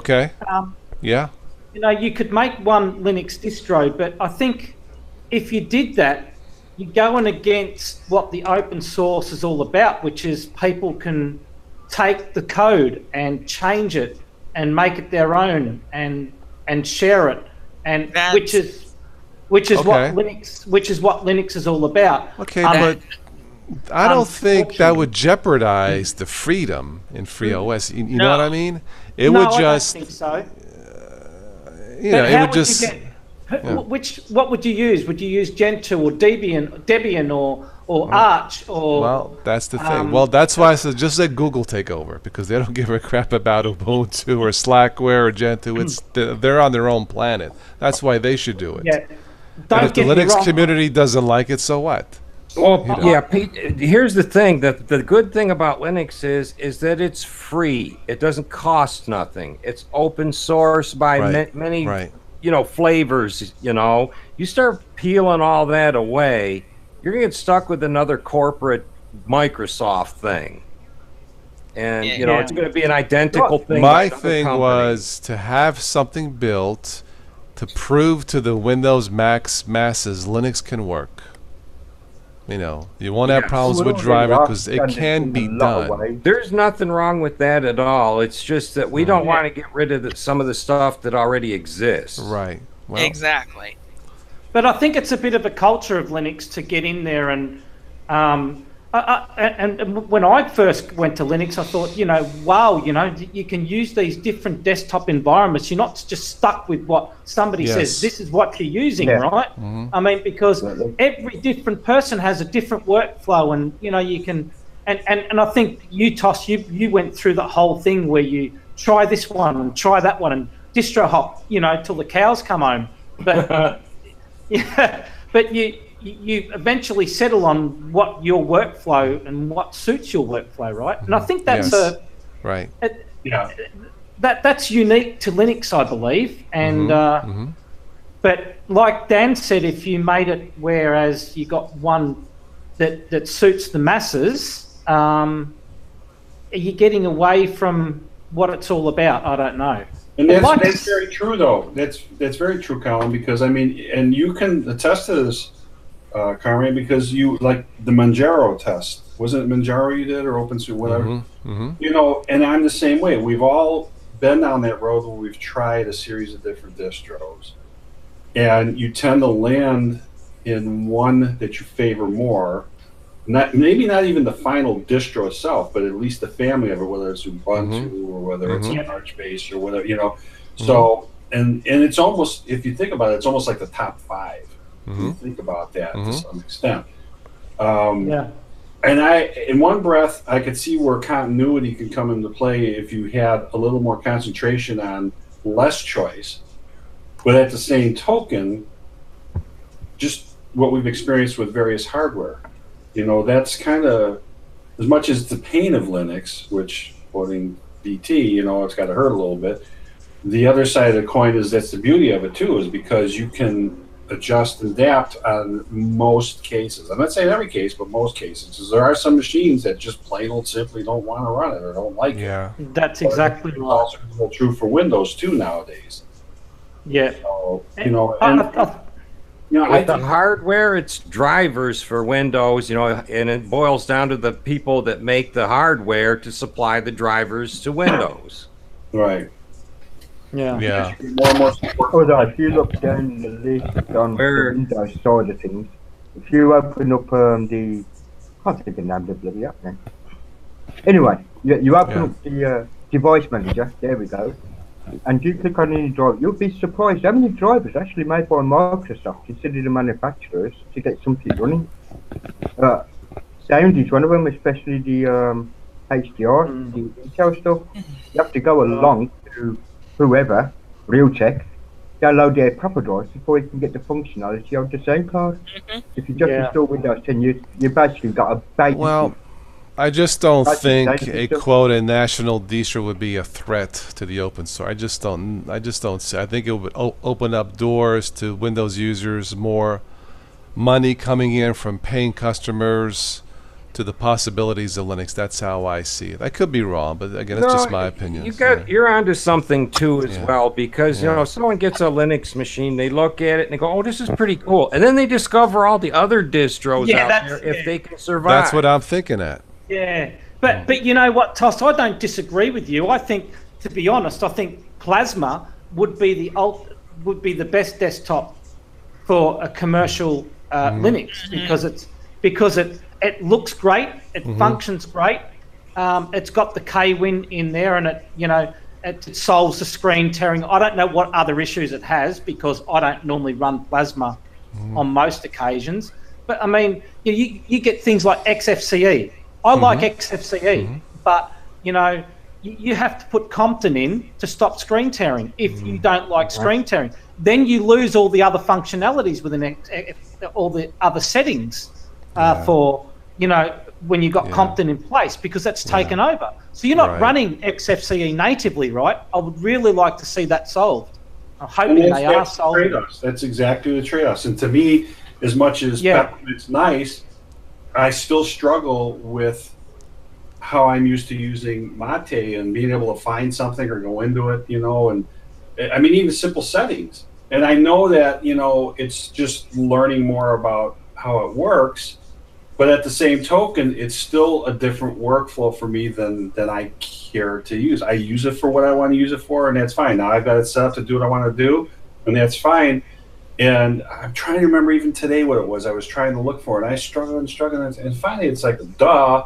I don't remember if it was something with my display or whatever. Anyway, it's neither here nor there, but I felt like I had to struggle to find it. Where I go into Mate, I hit the super key and I start typing, and boom, it's there, and I hit the enter button and it comes right up. And so it still comes back to the type of workflow. Now, like what you said, Colin, I agree that Plasma from a commercial standpoint would be okay. But I've said this before too. If you're gonna scale them down, maybe 2 or 3 choices, because I still think you need something that's super lightweight for the more minimalistic machines, the lighter duty machines, the ones that can't handle it. You need the one where I look at Mate, where you got super customizable, platform here that you can work with, and yet it's not over the top, and then yet you've got Plasma on the other end where it's almost over customizable, and it has a whole different type of workflow, which I could see it from a commercial aspect would suit that workflow even better yet. It's like the small, medium, and large, if you will. Yeah.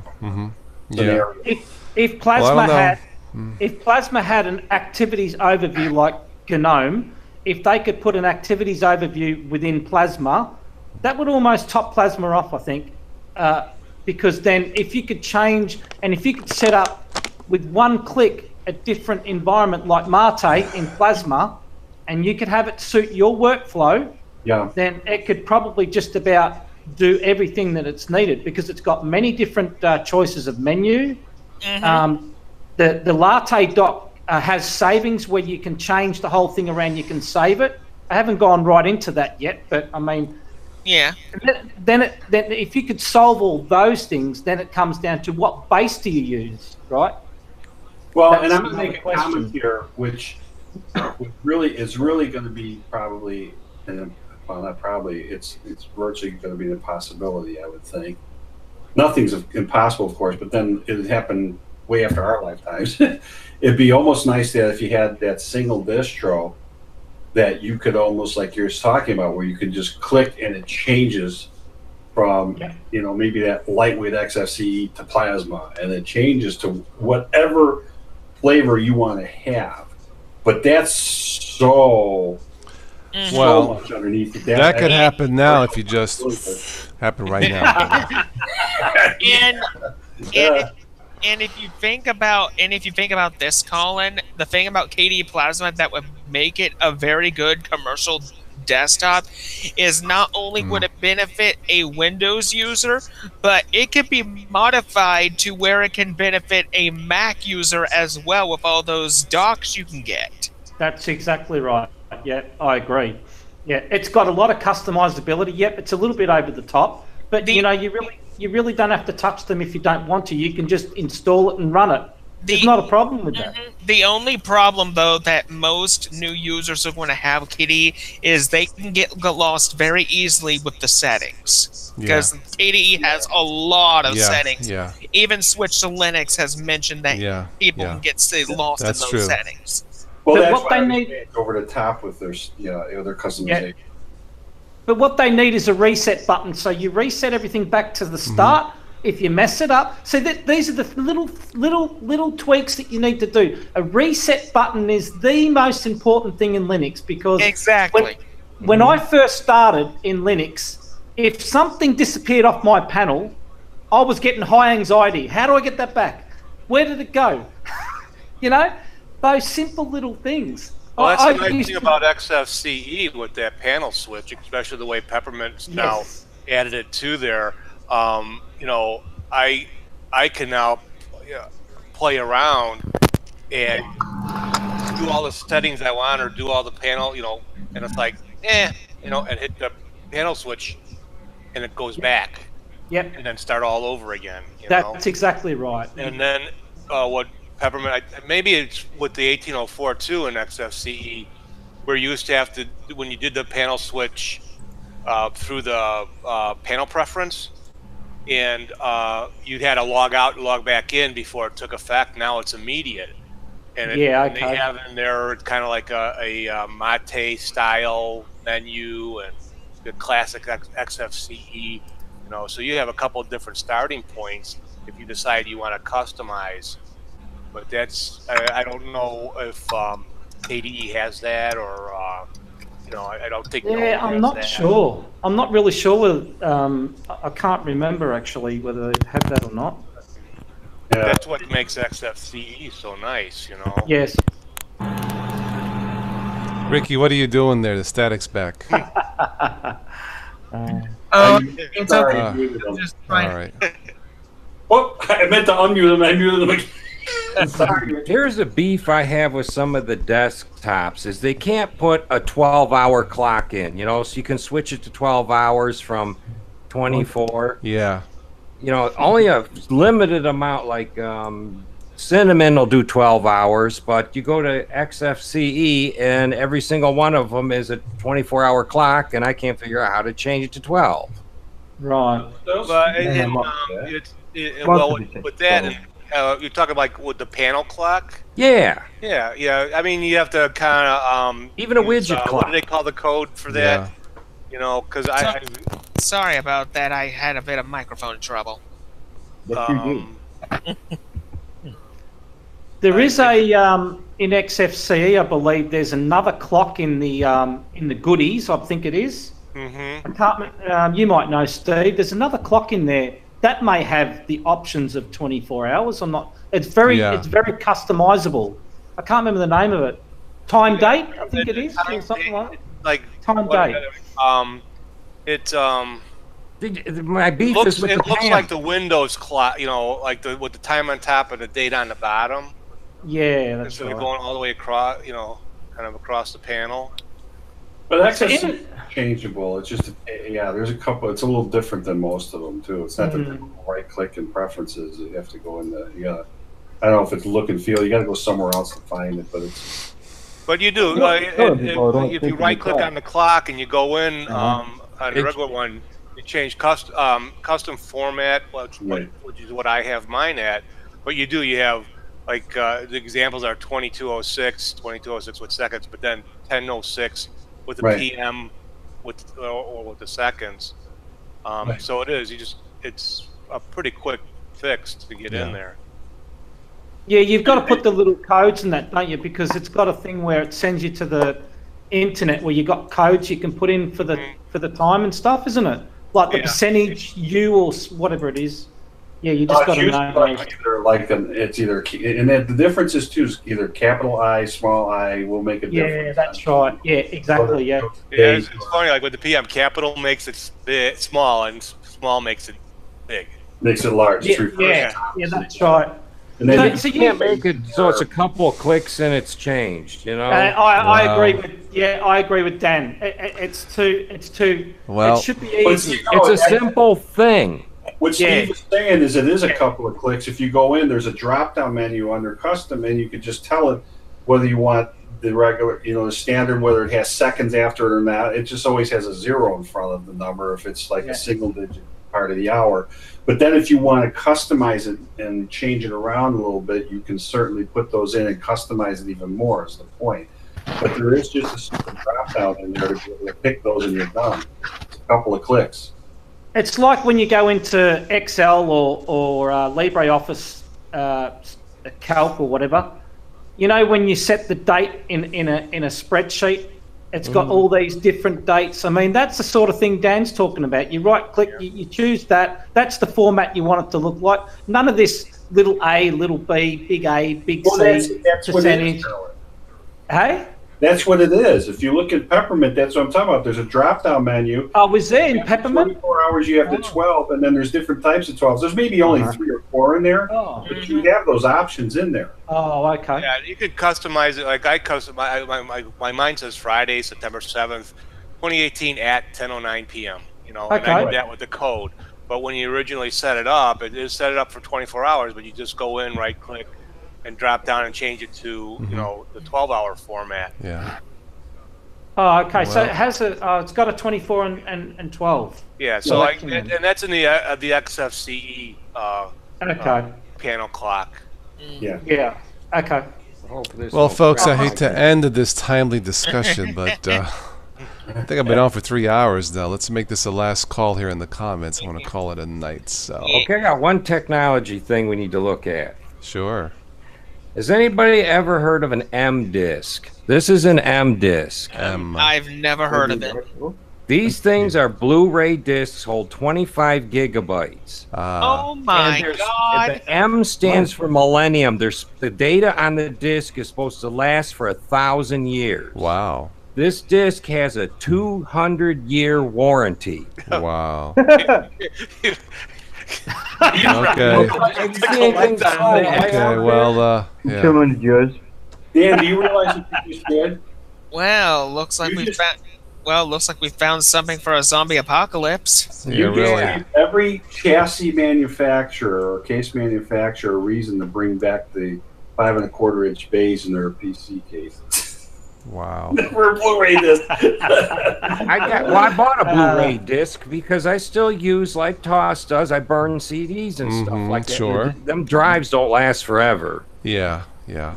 What do you use that for, Dan? I'm interested. What are you using that disc for? This one came with the Blu-ray burner. Oh, okay. He uses that to archive all his useless Android apps. That's what he. Well, I haven't used it yet. I got one disc with it, and I've heard of the M disc, but I've never had one in my hand. That's interesting. Yeah. So it's only writable once, right? Is it only writable once? It's only once cooked, and your data is good for many generations down from you. Wow. Or up from you. So you got to figure out how if you got 25 gigs of something you can put on there that's worthwhile, yeah. Yes. So it's not a rewritable. It's a single. No. It's one-time burn. Right. And they may very well come out with rewritables if they haven't already, I'm sure. You know, like, hey, I found this in the attic. This is from your great grandfather Daniel. They were still using these Blu-rays back then? Yeah. But I thought this was a cool piece of technology to end the stream tonight. Sure, yeah. And discs and pinball machines. Great combo. Well, yeah. 1,000 years ago, where are you going to find a drive? Exactly. Yeah. Well, I pretty much went through all my settings. I fixed this mic as best I can. I just got. It's better now. It's better now. It's better now, but I'm just going to remember it until I get a USB one. Okay. For the record, they do have rewritables too. Okay. Right. Steve Gunnick says 25 gigs of Hannah Montana distros. Oh my God. Hannah Montana. Now I want Tony Montana, man. Joey, they advertised as M discs. Yes. Yes. That's what I did the search for. Okay. Because 25 of these in a spindle cost from $60 to $70. Wow. By the way, but before I get off here, everybody in that comment section, smash that like button. Support all these guys. Also, Tim F., if you're watching this, or if you watch this in the future, get well, buddy, and we hope to see you soon. Yes. Yes, get well, Tim, if you watch. Yeah, Tim, we all miss you, man. Do we know what's wrong with Tim? He went. What happened, Colin, is he was on his way home from Chicago, and he wasn't feeling good. So his wife took him to the hospital, and he found out that he had cardiac arrest. Really? Yeah. Wow.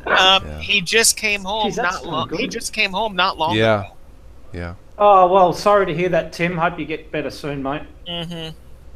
Yeah, definitely absolutely. Want to see Tim back.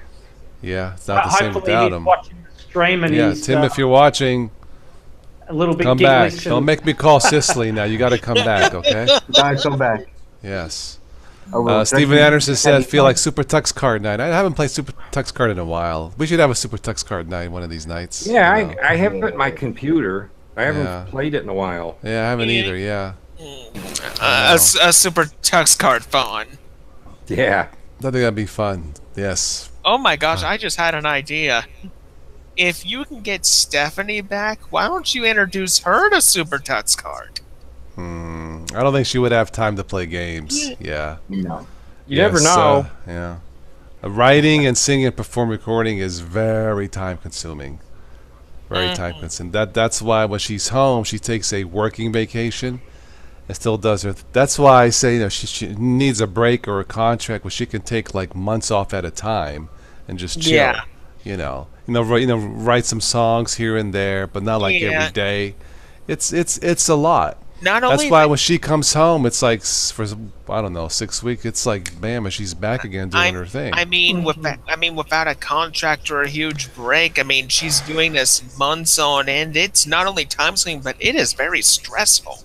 She's not even putting out any new videos. She usually does a Monday she thing. put out a couple new songs that you can check out and buy. Fool versus the Wise Men I bought. There was also that other one called Wish You. Yeah, she recorded on Cape Cod. Looks very nice. Yeah.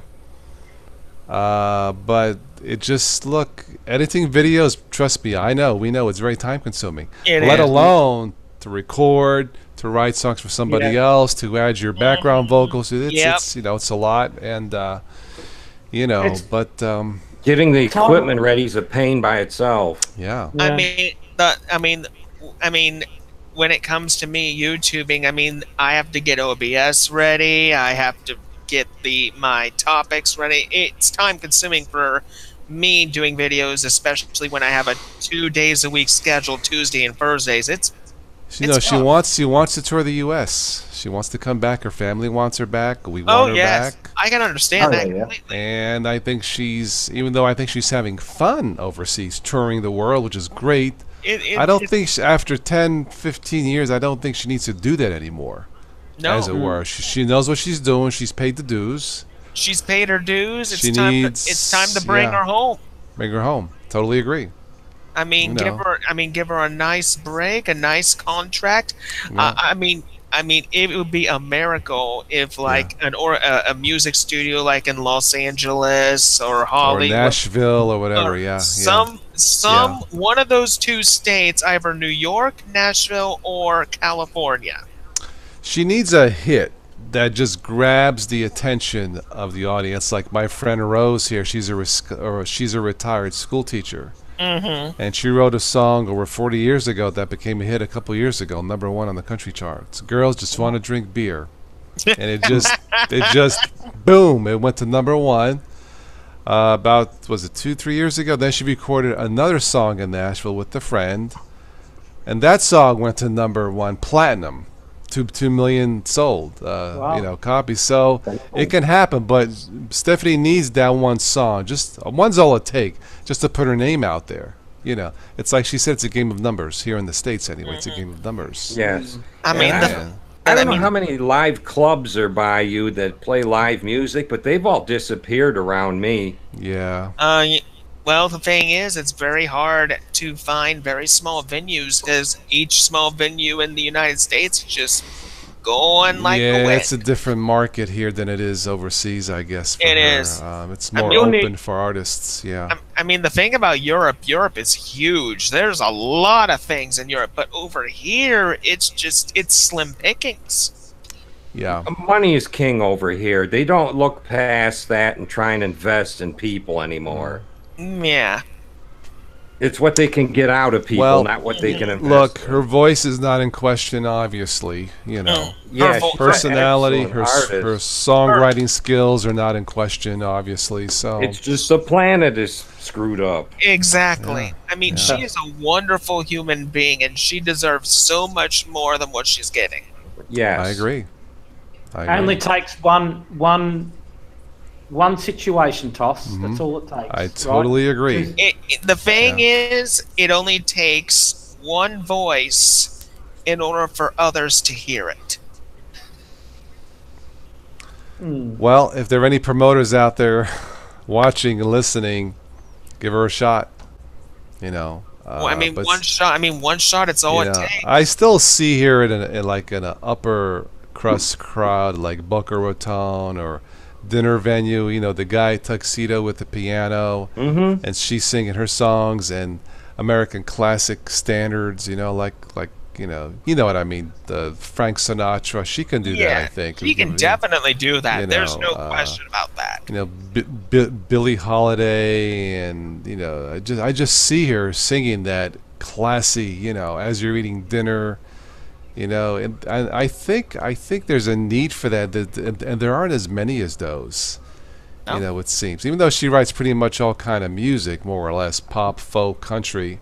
But I see at a venue, at a nice fancy restaurant, the piano guy in the corner, her singing and walking and giving you that look, hi there, and that's what I see. So, But anyway, I think it's time to close shop. Yeah, so I want to thank everybody for stopping in as usual for this Stank Toss. It's Friday. Thank you, everyone who joined here live and on the chat. Thank you. Always a pleasure, as usual. You said you're doing something special tomorrow night, aren't you? Well, supposed to have a guest on, but I got an email that guest may be at a festival. So we may not be on tomorrow night. I don't know. I don't know. If not, you'll think of something. I'll think of something, so I don't know. Dan, you think of something. Thanks for the compliments on the virtual box, by the way, Dan. Yes, I really enjoyed that. I actually took notes while I was watching that video. I was writing stuff down to try and make it work. And the things that you did got most of the Ubuntu-based stuff to work, but the Arch base is real flimsy. Right, okay. I might have to have a look at that. He took virtual notes. Virtual notes, mate. Virtual. Alan, you do a nice job, buddy. Yep. Thanks, Matt. Yeah, Virtual Beast is a real Virtual Box is a real beast. Virtual Beast. He's the beast. You gotta terminate the Virtual Beast. Anyway, people, arrivederci. All right, arrivederci. All right, so no other comments, questions in the chat. Okay, well, I'll catch you guys whenever. Again, those new coming across this, subscribe, support the channel if you can, and we'll catch you on the next one, maybe with a special guest. Yeah, it really does, man. You know, it's it all adds up, as they say. I know it's a cliche, but that's the way it goes. You know. Anyway. All right, everybody. Good night. All right, people. I'm out of here, and be safe. Have fun with Linux. We'll catch you on the next one. See you guys. Bye-bye. Bye-bye. Bye.